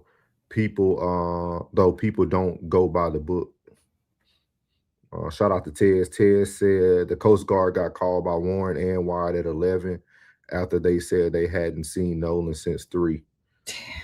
Yep. Okay. I just want to make sure I heard that right. But he said the CTO was called at 4. That CTO called at 4. I think that's what everybody's listening in. That's what everybody listening in on now. That because that tow call actually has possible evidence of more going on in the background. Mm-hmm. But now everybody's scrambling to try to get their side covered. Mm-hmm. That now they're putting out more than they bargained for. So, yeah. Okay. My pastor used to say, a lie don't care who tell it, and you can't tell it for long. So. Hey, he was like, hey, have you talked to Nolan? Anything else? I was like, no, I haven't talked to him, man. He was with that girl last time I knew. And he was like, okay. He was like, man, we can't get a hold of him. We don't know where he's at. And I was like, man, it's Nolan. He's probably just out somewhere with that girl. Like, get a hold of the girl. Thank you, Plug. Thank you, big dog. There's no big deal. And he was like, all right. He was like, but we're starting to freak out. We're getting on the phone with Coast Guard. I was like, okay. And at that time, he had already talked to his mom, Nolan's mom. And he was getting on the phone with the Coast Guard. And I'd called. I need to be specific about this. I did not call Warren's phone. I called another one of our buddies' phone, and it was on speakerphone. They were all together. See? They're just trying to line up calls. Yeah. They just trying to line up calls. It ain't even making sense no more. Mm-mm. It ain't even making sense no more at this point. I was talking with on my other buddy's phone, talking to Warren. He was dialing. Not his phone, his buddy phone. Yeah. Let me get this correct. Once he got nervous, he unfolded those arms. And he said, let me get this correct. He said, I got to be technical about this. Because he hung up the phone and was like, hey, this is him, bye, and hung up the phone. And that was the last time I talked to him until the next morning when we all decided, well, when I woke up about 7 o'clock that morning, we had all decided that we were going to go out on a boat and go look for Nolan. Wyatt had already had his boat still in the water.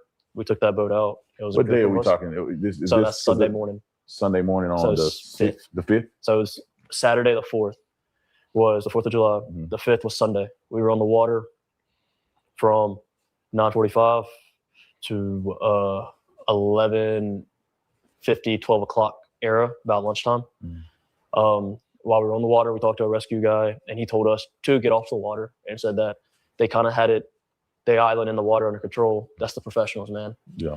They told us to get on social media and find out any information we can. And by that time, we had already talked to a good amount of people out there. So it just made sense. So we went back in and we concluded our search and started to search all socials and started sharing everything we could and try to get a hold of anybody that could have talked to Nolan, that Nolan possibly would have reached out to. And that led into the night. It led all night long. I didn't sleep at all Sunday. Monday, I was up at 5 a.m. I was putting fuel in our boat at 6. I got told that we were taking out another boat to Chandelier at 7. So I put my boat back on the lift, and I went to McDonald's. Shout out to Plug. Hey guys, don't forget, again, this is our version of a virtual town hall meeting. So we're just kind of going down the play-by-play for those who are just getting here. Myself and Rain started off with the autopsy reports, going through that with the Ben Crump, and then also went through it with Nancy Grace and another pathologist out here in Dallas, Fort Worth. And then after that, we moved on to talking about the DA.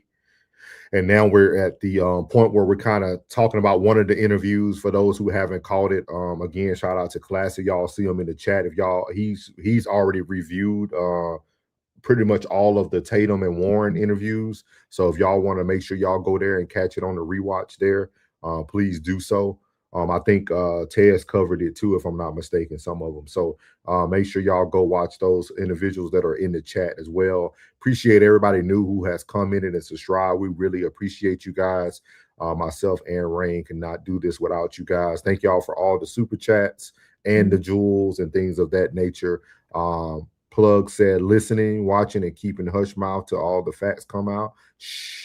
Yeah. That's why we made that statement at the beginning. That's why we kind of waited towards the end now. But we'll cover it every now and then once we get more and more information. So, but shout out to everybody. The link is in the chat for those who want to come up. We are allotting 2 minutes for people if you want to just give your spiel on how you feel about it. Again, myself and Rain are not here to judge your opinions or your thoughts on it, but we will allow you to come up, have your 2 minutes or so to say what you would like to say, and then we'll move it on to the next person if someone wants to come up. But we appreciate everybody who's here. And then I got the news after I left McDonald's that his body was found. So it was already a plan that we were going and searching and trying to do everything we possibly can.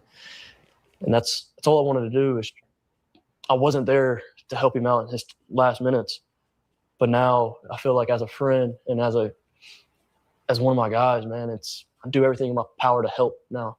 And that's why I have reached out to the family. I have donated to the family, and I have giving them.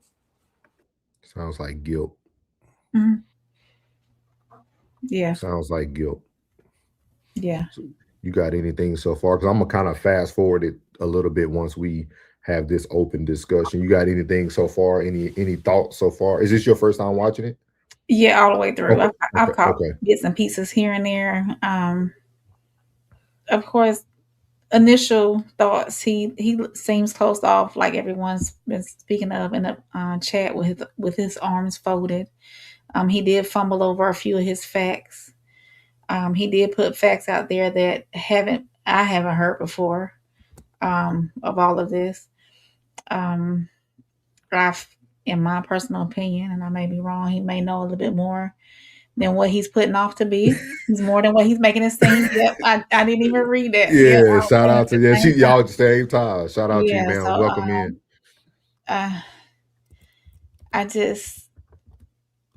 My prayer is for somebody to be convicted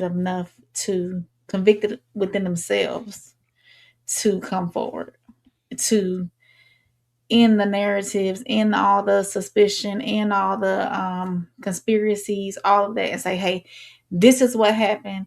This is why you should believe me, what I'm saying, and just end it all.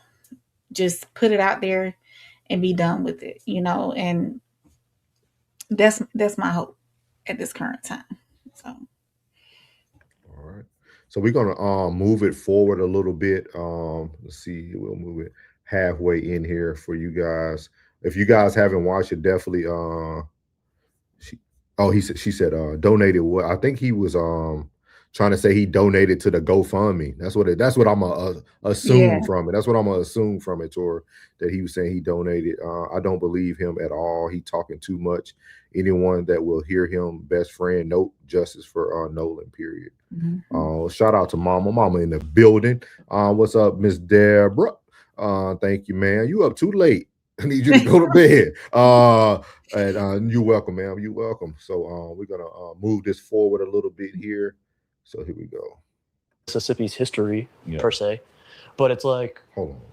Yes, racial. I do agree. Now, Ego ain't famous and told that she's the devil. She's just looking for the time to kill you. You need to be careful and blah blah blah.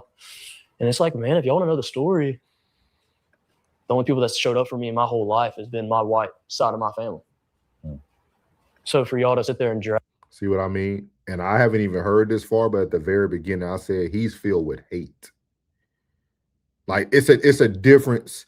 Like that's why, like it's a big difference. Like that's someone that hate. That's hate. That's what hate truly sounds like, right there. Drag their name and to drag me down, and I'm supposed to be one of y'all, and you're supposed to have my back, and we're supposed to be in this together. And it's really eye-opening. Did it shock you that it turned this way? Meaning that, you see everything happen. Nolan was your friend.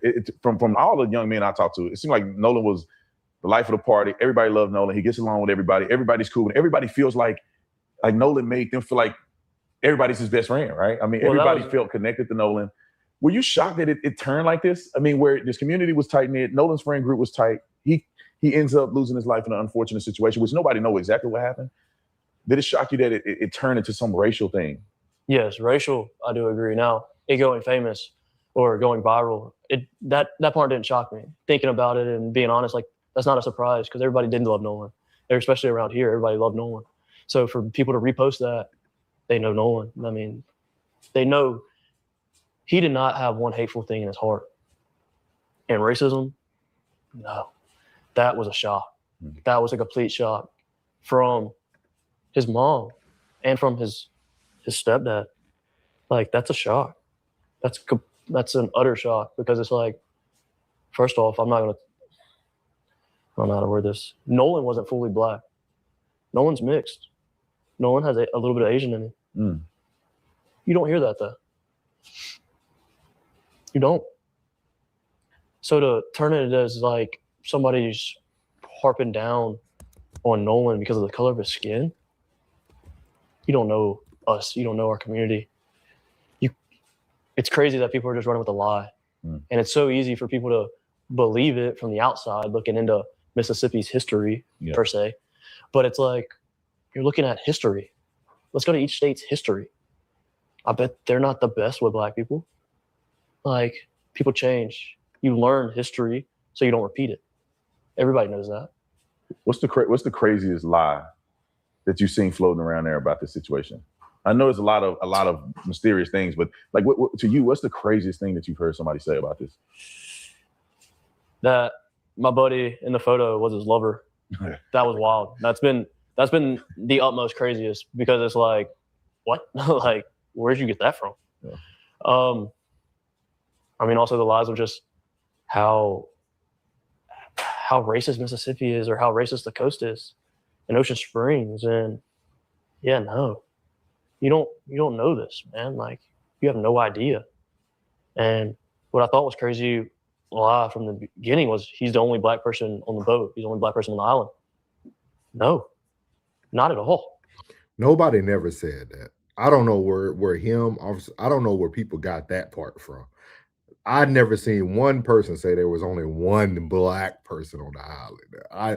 I never like those are like those statements right there. You can't say that. You can't. Yeah. I never heard that. And that Nolan was only there with 4 white friends or something like that. Tatum said that was the initial narrative that was being spewed, that Nolan was out there with just 4 white friends. No, there were hundreds of people on that island. Like, not once. Like, where'd you get this background information from? How many people are on that island from your vantage point? On the 4th of July? Yeah. Thousands? 13 miles? Like, I mean, you're talking hundreds and hundreds of boats that are carrying minimum 4 to 8, 9 people. Like, I'm talking like on the lower end, man. We're talking about smaller vessels here. Man, if I had to take a rough estimate in my area of the island that I was in, 400, 500 people easy. If I'm taking an actual estimate, about 400 to 500 people easy. In our group, in the group of, I would say, young adults that were in the group of Nolan Wells, 100, 150, 200 people. So the idea that Nolan went out with 4 white boys and they took him to a deserted island and he was allegedly last seen with a girl and they just abandoned him. What do you say to that? No. We, from the time they left, including myself, and also when I left the island, I could have named 50 people I really trust behind the helm of a boat that Nolan knew, that he could go talk to. Even if he was left, there was tons and tons of people out there. There was 10 boats that camped out at Horn Island. I know a boat that didn't leave Horn Island until 8 o'clock that night. Nobody would have ever seen, take that back, nobody would have ever left somebody on Horn Island. That's a place of everybody loves to go and hang out. That's their peace. Nobody wants to see anybody out there, especially in the boating community. And I can speak on that, like, genuinely. I grew up in it. That's absurd. It's absurd. So can you help me understand the fight a little better?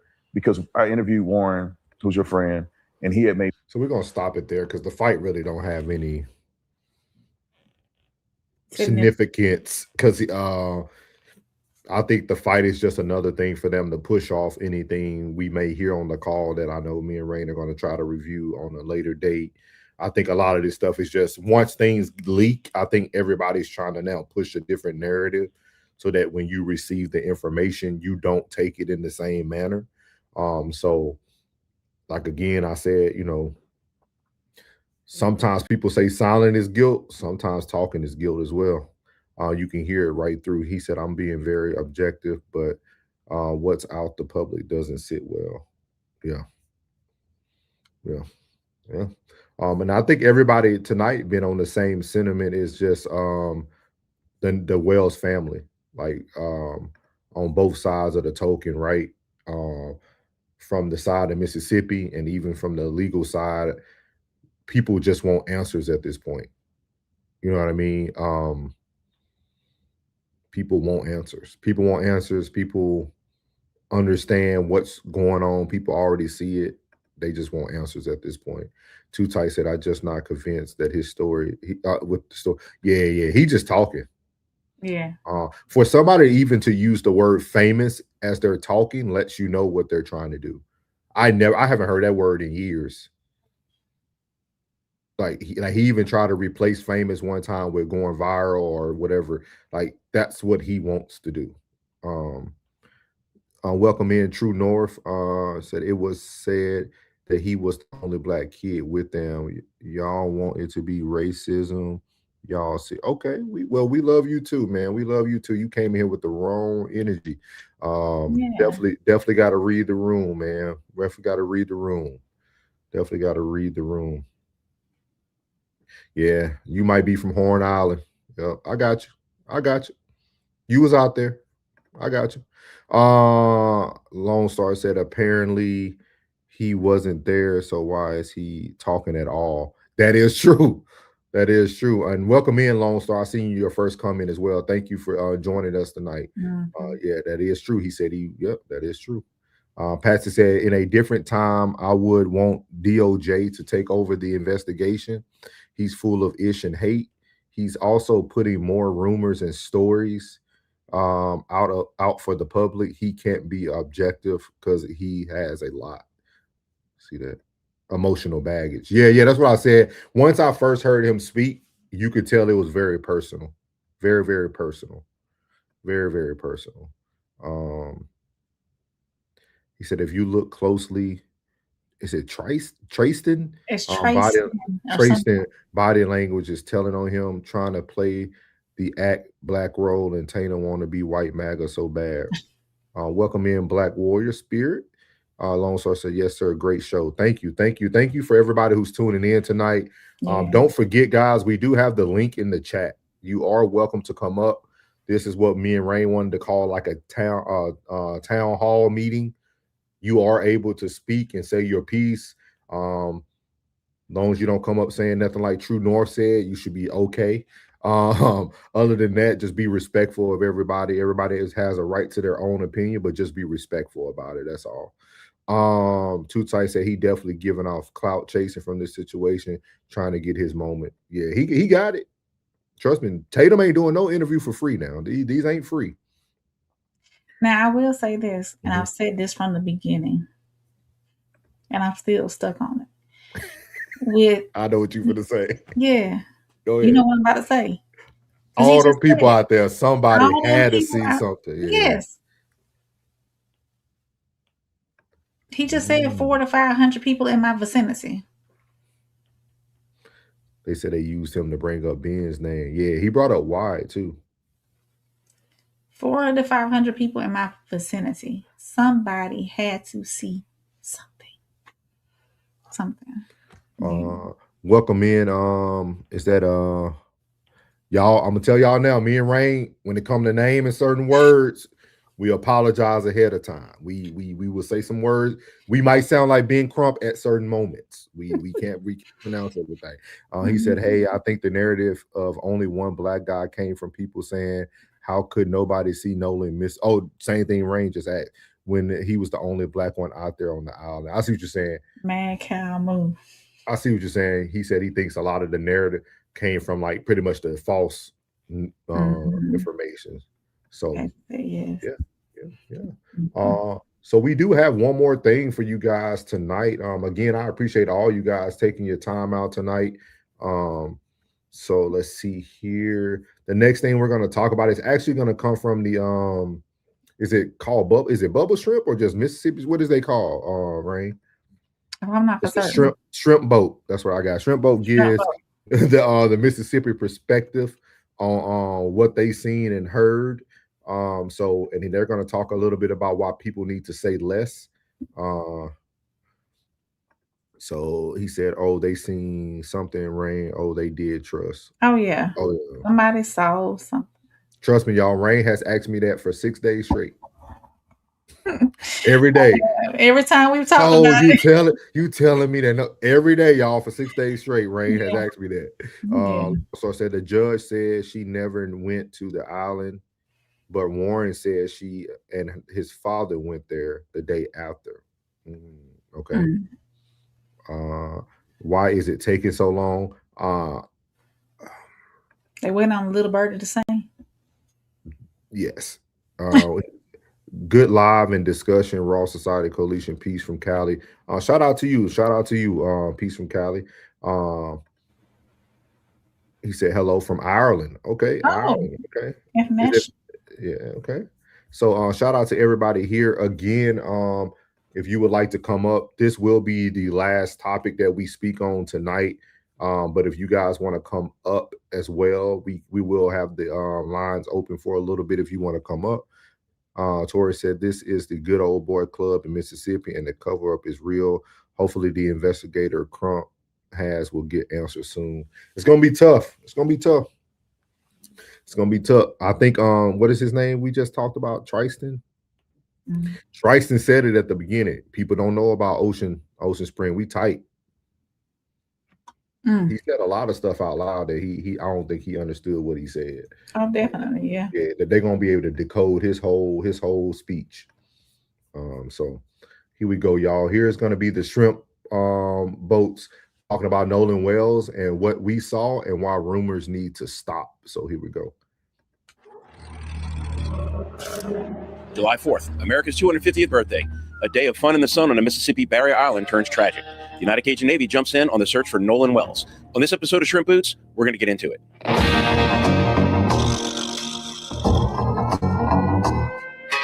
Some boys from Louisiana, too. There's additional flooding that's going on, and as that flood water starts to rise, it's making little islands and pockets of people that can't be reached. If people need relief and they need it right away. So let me stop. Welcome in AC Minton Shenanigans. I do want to let you know. So we started off talking about this today. The first autopsy, the organs were released. The organs were actually in the body. They just couldn't be used because they were already detached from the body. So there was no nothing that they could find or use the organs for, but the organs were in the body. If you get a chance to go back to the beginning, you'll see the documents of the second autopsy that Ben Crump talked from. So that's the biggest thing. And I know everybody's asking about the throat missing as well. We talked about that as well. The throat being missing is actually normal in the autopsy. Even Dr. Roger Mitchell said that as well. Again, it is form of evidence that could have possibly provided some other evidence or some other information, but it wasn't nothing out of the norm. So, but again, if you guys are just coming in, when you get a chance to catch it on the rewatch, we break it down and it's actually all in the documentation.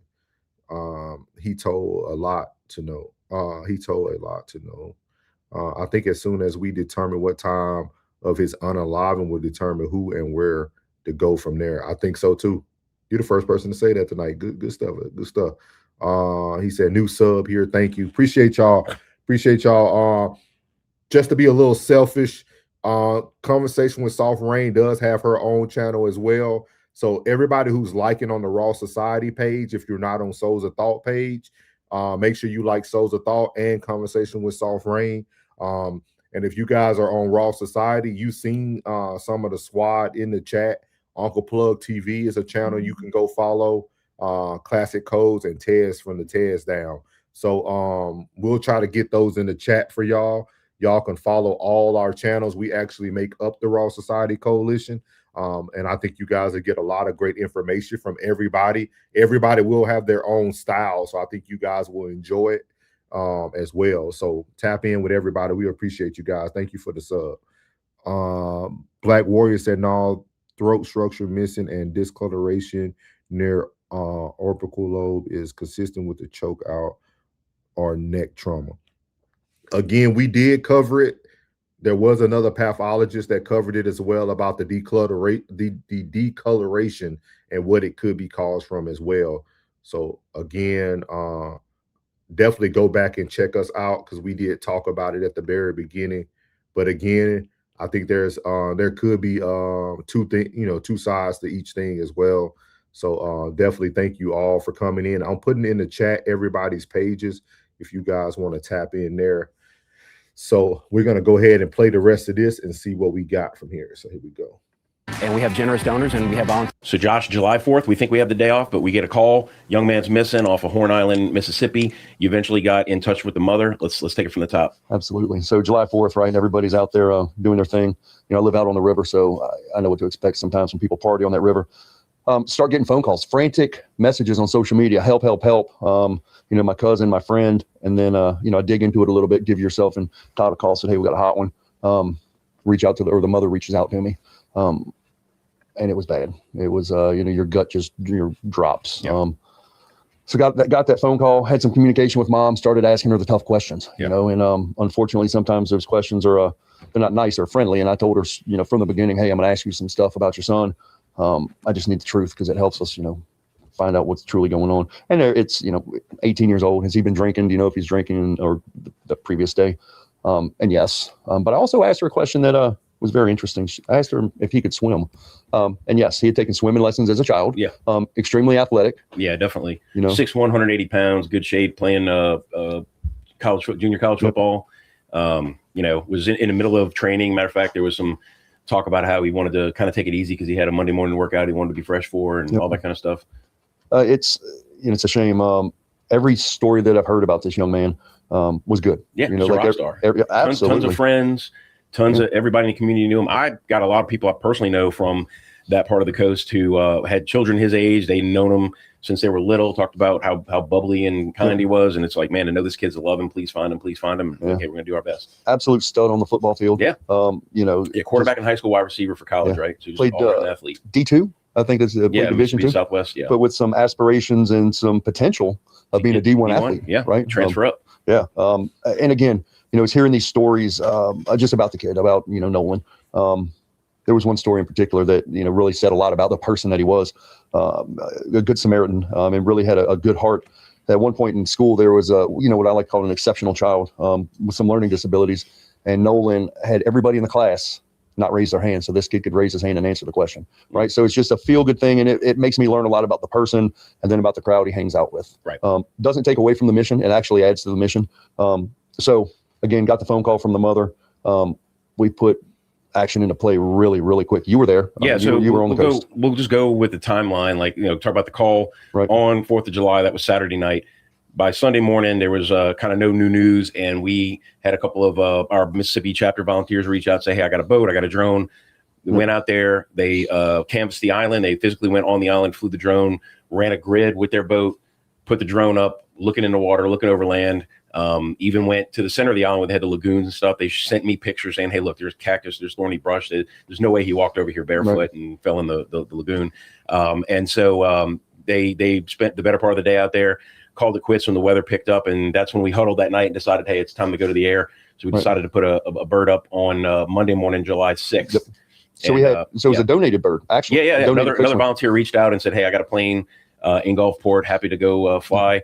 I'm like, yep, that's, you speaking my language. So we met up at First Light. Wait, let's talk about this plane because I was going to go too. And Technum? It's that experimental aircraft. So dude, I don't need that. For those of you that don't know, experimental, the classification of experimental is either experimental or certified. Certified is the FAA designation that it's like a manufacturer that the FAA knows well, they know everything about the plane. But if you want to have worked on it, you have to have an A&P, an actual aircraft mechanic, and everything has to be logged. Experimental just means that you're allowed to work on it yourself. And a lot of times experimental planes, some people, like you hear about people buying something was found, and then we get the call, I get the call from you, traversing back and forth over towards the northeast corner of Ship Island, and we're looking at the northwest corner of Horn Island, which was the last place that Nolan was seen by an eyewitness. So we're flying for a couple hours, and we start making one of our tracks back north. Notice a couple of boats on the beach that weren't there before. We descended, we started circling. You know, we could see that there was and there was more boats coming in, like in a line, and they were obviously law enforcement boats or Coast Guard or whatever. They were official vessels, and they were starting to set up a command post on the beach. And we figured something was going on, something was found, and then we get the call. I get the call from you or the text from you that said, "Hey, they think they found them," and so we did an RTB, and then so I get back kind of flip it back over to you. You're in Ocean Springs with Nolan's mom. So I was at the boat. From there. So I was at the boat. This launch. is Monday mid-morning. 9:00. Yeah, 9:15. So this is going to get very interesting because this is the first person that I know actually had contact with the Nolan family while they were searching. So very good information that they're about to provide. Somewhere in there. So I got the call. Obviously, we were coordinating with the local law enforcement in Jackson County, Mississippi Sheriff's Office, and great to work with. So we just heard that the Jackson, Mississippi department was great to work with. So something to kind of think about, of course, we know all groups have bad apples. So the DA could be a bad apple. The sheriff, the head sheriff can be a bad apple. But for the people that people are working with daily, it seemed like they wanted to really work this out. Reasons I got the call initially from Nolan's mother, as well as some of the families, that they felt that more could be done. Right? They personally felt, and this is with every family or every person that's missing. Hey, we want everything out there, and obviously we do that. That first day, that Sunday, we had 4 boats, 2 drones, multiple people on the ground. Our seaplanes were on standby as well. But after the island was clear, there was really no use for a seaplane, just based on a float plane, we'll call it, right? So yeah, I get the call from the sheriff's department, and I'm almost to the Lake Mars boat launch, where the ICP was, and I found out before the mother. They called ICP, Incident Command Post. Incident Command Post, right? The sheriff. Everybody knows our acronym. RTB means return to base, by the way. I said that earlier. We need an acronym, Joe. You put a buck in every time you use it. Yeah. So I get the phone call from the sheriff. Then the mother calls me immediately after. Sheriff calls me. He calls the mom. Mom calls me. And I asked her, she was obviously got the news. Yeah. I asked her where she was. She was about 10 minutes out. So I'm at the ICP right there at the boat launch, literally just starting to meditate for a minute, right? Because I knew what was coming. Mother and father get there. And this is one of those stories that'll get you. Car pulls up. I see them coming. They're white Volkswagen, whatever. Yeah. And mom gets out and runs to me. I mean, literally runs to me 15 yards, gives me the biggest hug ever, in tears, and collapses in my arms. It's one of those moments I won't forget. And it's a driving moment, right? From there, we literally sat on the ground, Brian. It was interesting. They offered the command post, the command vehicle for us to go sit in the air conditioning. I'm on the ground. She's on the ground. She's crying. I got my arm around her. Nolan's father was there.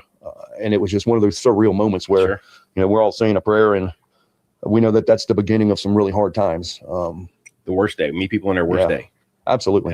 So a lot of times people ask me how I do it, right? Or how we do it as a team when we find. So we're going to stop there. Just wanted to hear that, talk about that.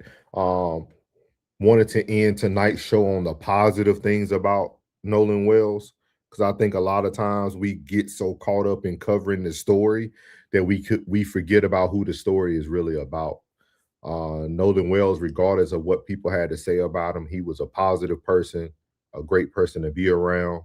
And I think that's one of the things that really, really matter. And I think too, watching these 2 men talk, coming from Louisiana, that's my hometown in Louisiana, watching people come from different states that are willing to help, willing to support a cause, it does give you some glimpse of hope, regardless of how divided things may see from the surface.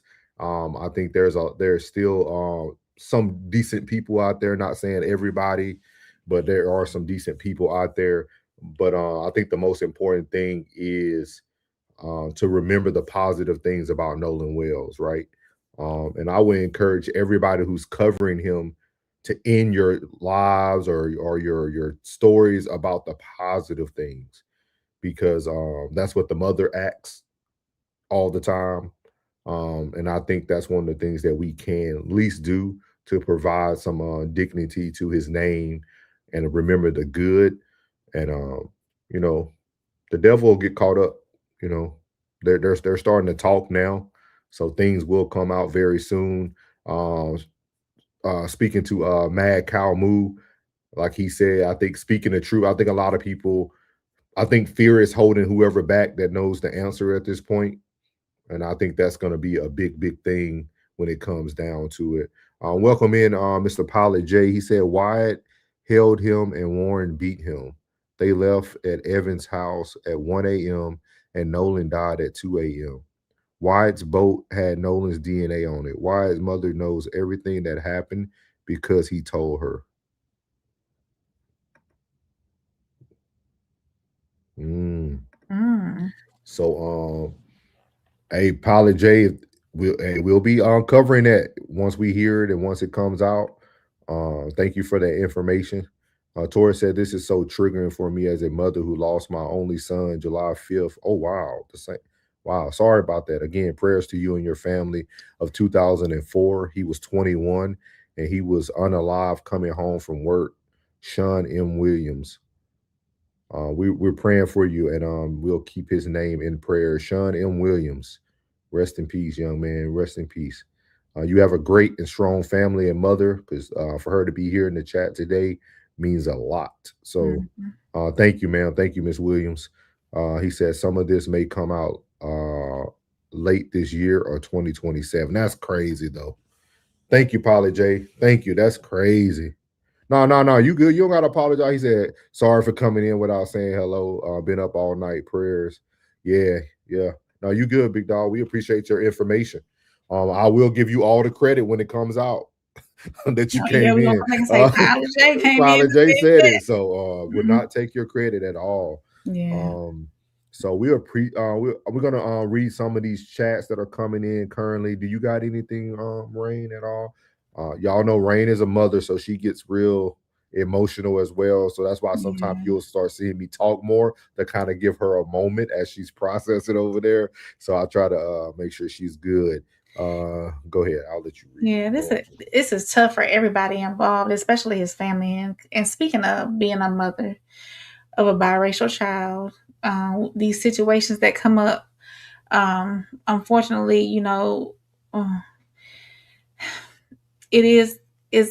the public has made it about race, which I wish that the public would not have done. But with that being said, just pray for all the mothers who have lost their children, and who don't know how their children passed too as well, and all mothers who have lost any child. They say it's difficult to bury your loved ones, but it's even more difficult to bury your own child that you bore, and you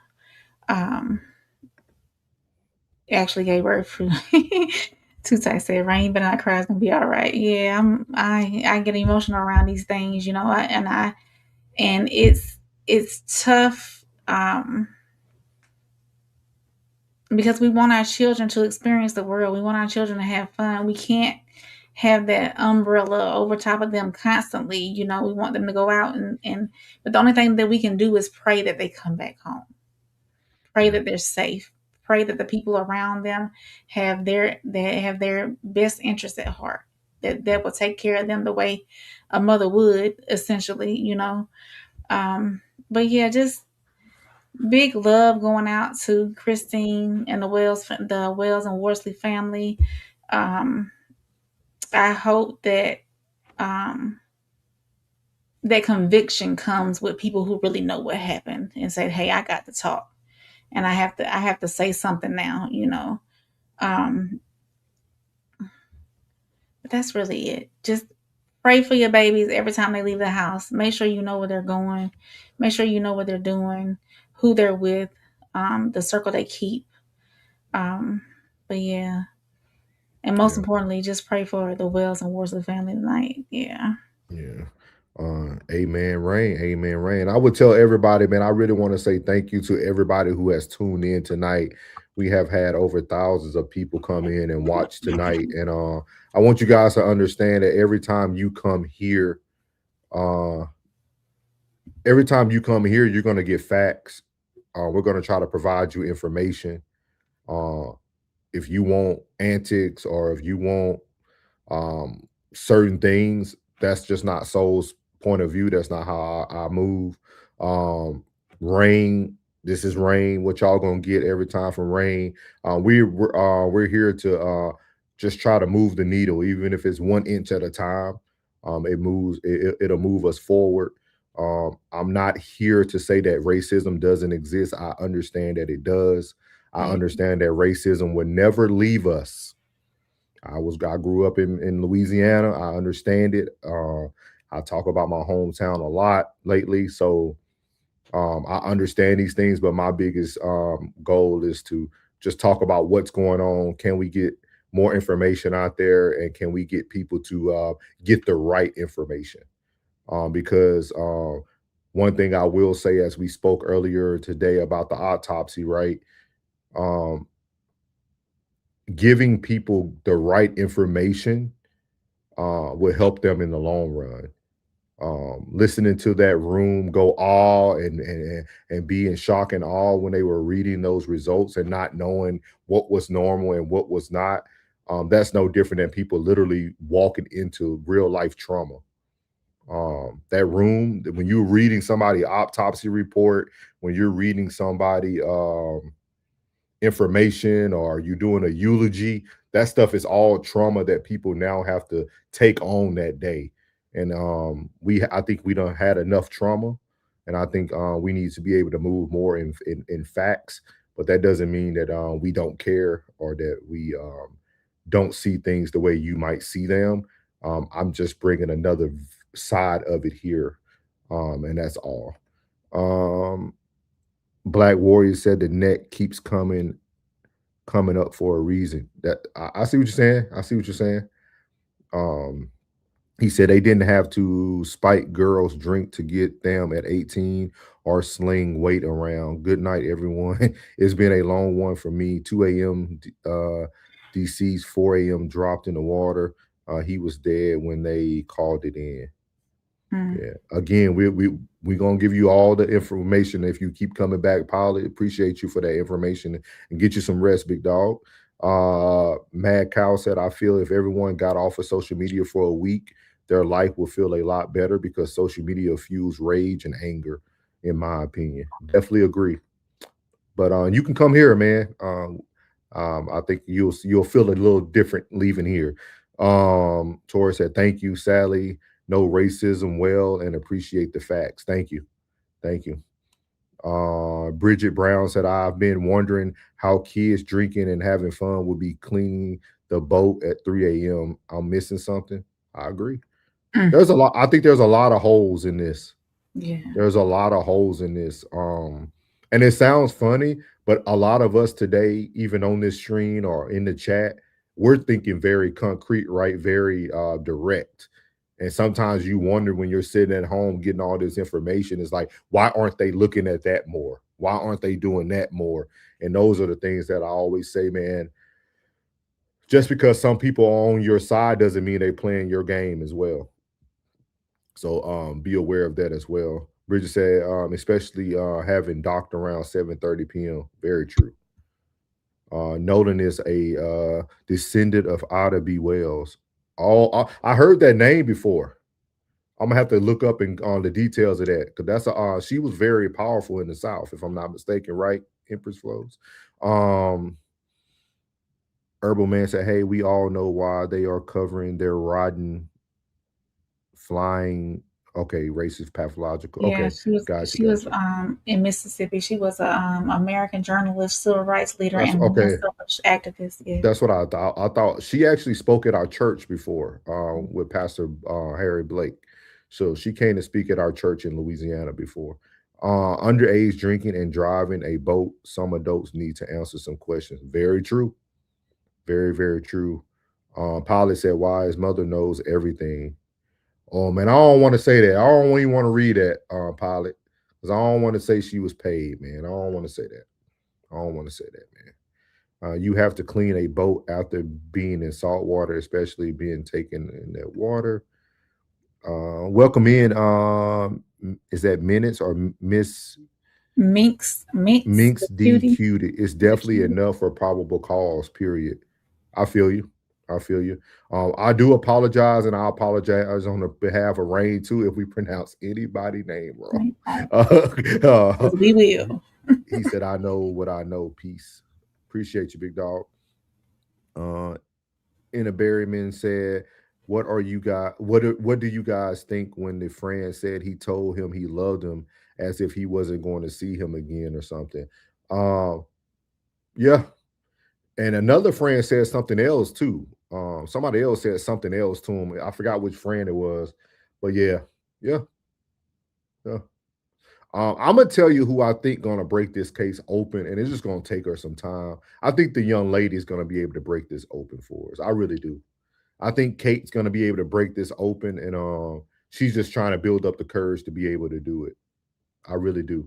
I think Kate knows. I think she's gonna have so much facts that it's gonna be just overwhelming that who done what. So I'll pray for her that she builds the courage to come out and really tell what happened, because they were quick to throw her under the bus on all their interviews. So Tori said, I always say social media is a gift and curse at the same time. It's good for everyone to take breaks. Definitely agree. Everybody welcome in Miss Virgo Beauty, new subscriber. Thank you, ma'am. Thank you. For everybody who's new in the chat, make sure y'all check the threads. We have everybody that's part of the Raw Society in there as well. Mad Cow Rage comes from within. Has nothing to do with social media. Take some accountability. So you got anything, Rain, before you want to close us out, ma'am? Just make sure y'all subscribe to all our channels. Everybody, we are part of the Raw Society Coalition. There's 5 of us. I am Soft Rain, and you have those Souls of Thought right here with me on the screen. You've seen the classic codes in the chat, the Tez down in the chat, and Uncle Plug TV. So make sure y'all go to each one of our channels and subscribe. We bring y'all great content and live content just about 7 days a week. So yeah, y'all get more, and all of us bring something different to the table too as well. So you'll get 5 different perspectives. For sure. Yeah. She said, did she already say she just met him and did not? Yeah, but I think she know more though. I really do. I think she's the bridge. And I would tell you guys to really pray for her in your spare time. I think she'll build the courage to actually come up. Mm-hmm. No media definitely brings rage. It's designed that way. Yeah. All right, y'all. So as we close tonight's conversation, we want to remember that behind every report, every interview, every video, and every headline is a family still living through its story. Whether you agreed with every perspective shared tonight or not, I hope that we can all agree on one thing, that the Wells family deserves truth, clarity, and peace. As more information continues to emerge, let's remain committed to facts over speculation, respect over division, and thoughtful conversation over quick conclusions. And that's what this show is about. That's what Same Soil, Different Roots is all about. We may not stand on the same soil, but our roots shape how we see the world. And we want to thank y'all for spending your evening with us. If tonight's discussion made you think, we'd love to hear your perspective in the comments. Just remember to keep it respectful, because meaningful conversations happen when we can disagree without disrespecting one another. And make sure, if you are catching this on the rewatch, make sure you subscribe, make sure you hit that like button, and make sure you leave your comments down in the comment section. So until next time, make sure you take care of yourselves, take care of each other, as we continue to hope that the Wells family finds the answers, the peace, and the closure they deserve. From me, Soft Rain, and First Souls, good night. Y'all have a good one. Same soil, different roots. Nolan Wells.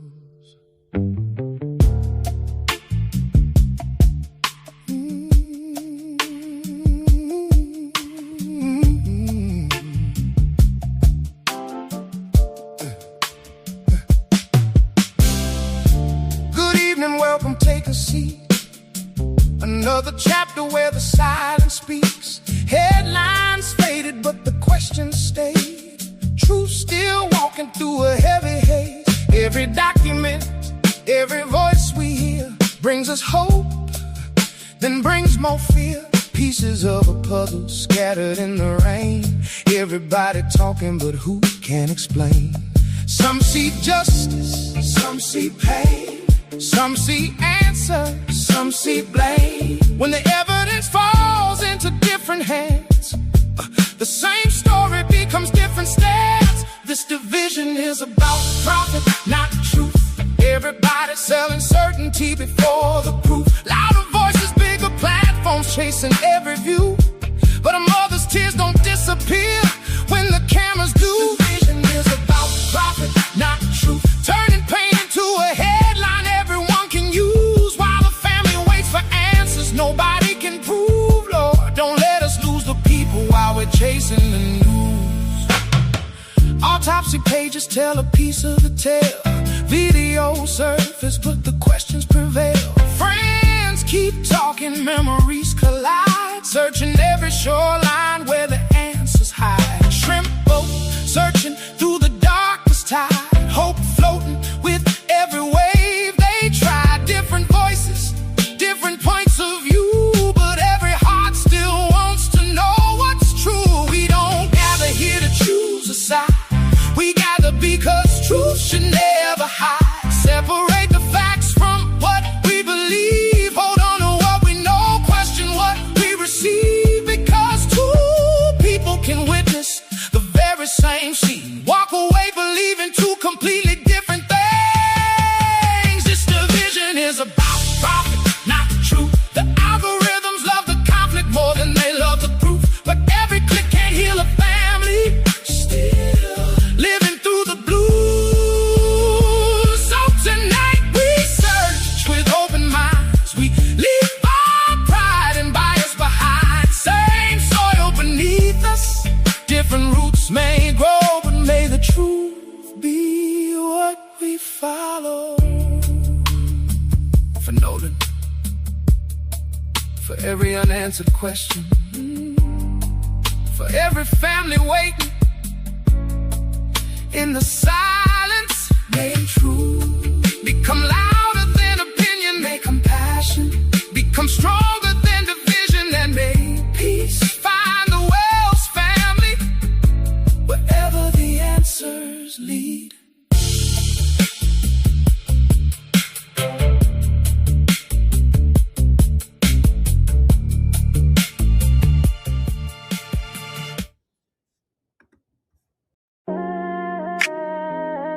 Yeah. Deep-rooted conversations, real talk, real words, real us, souls. Soft rain, no middleman between the truth. I can see it in your eyes, you got it. Pain got your heart moving cautious. Different worlds but the same kind of scars here.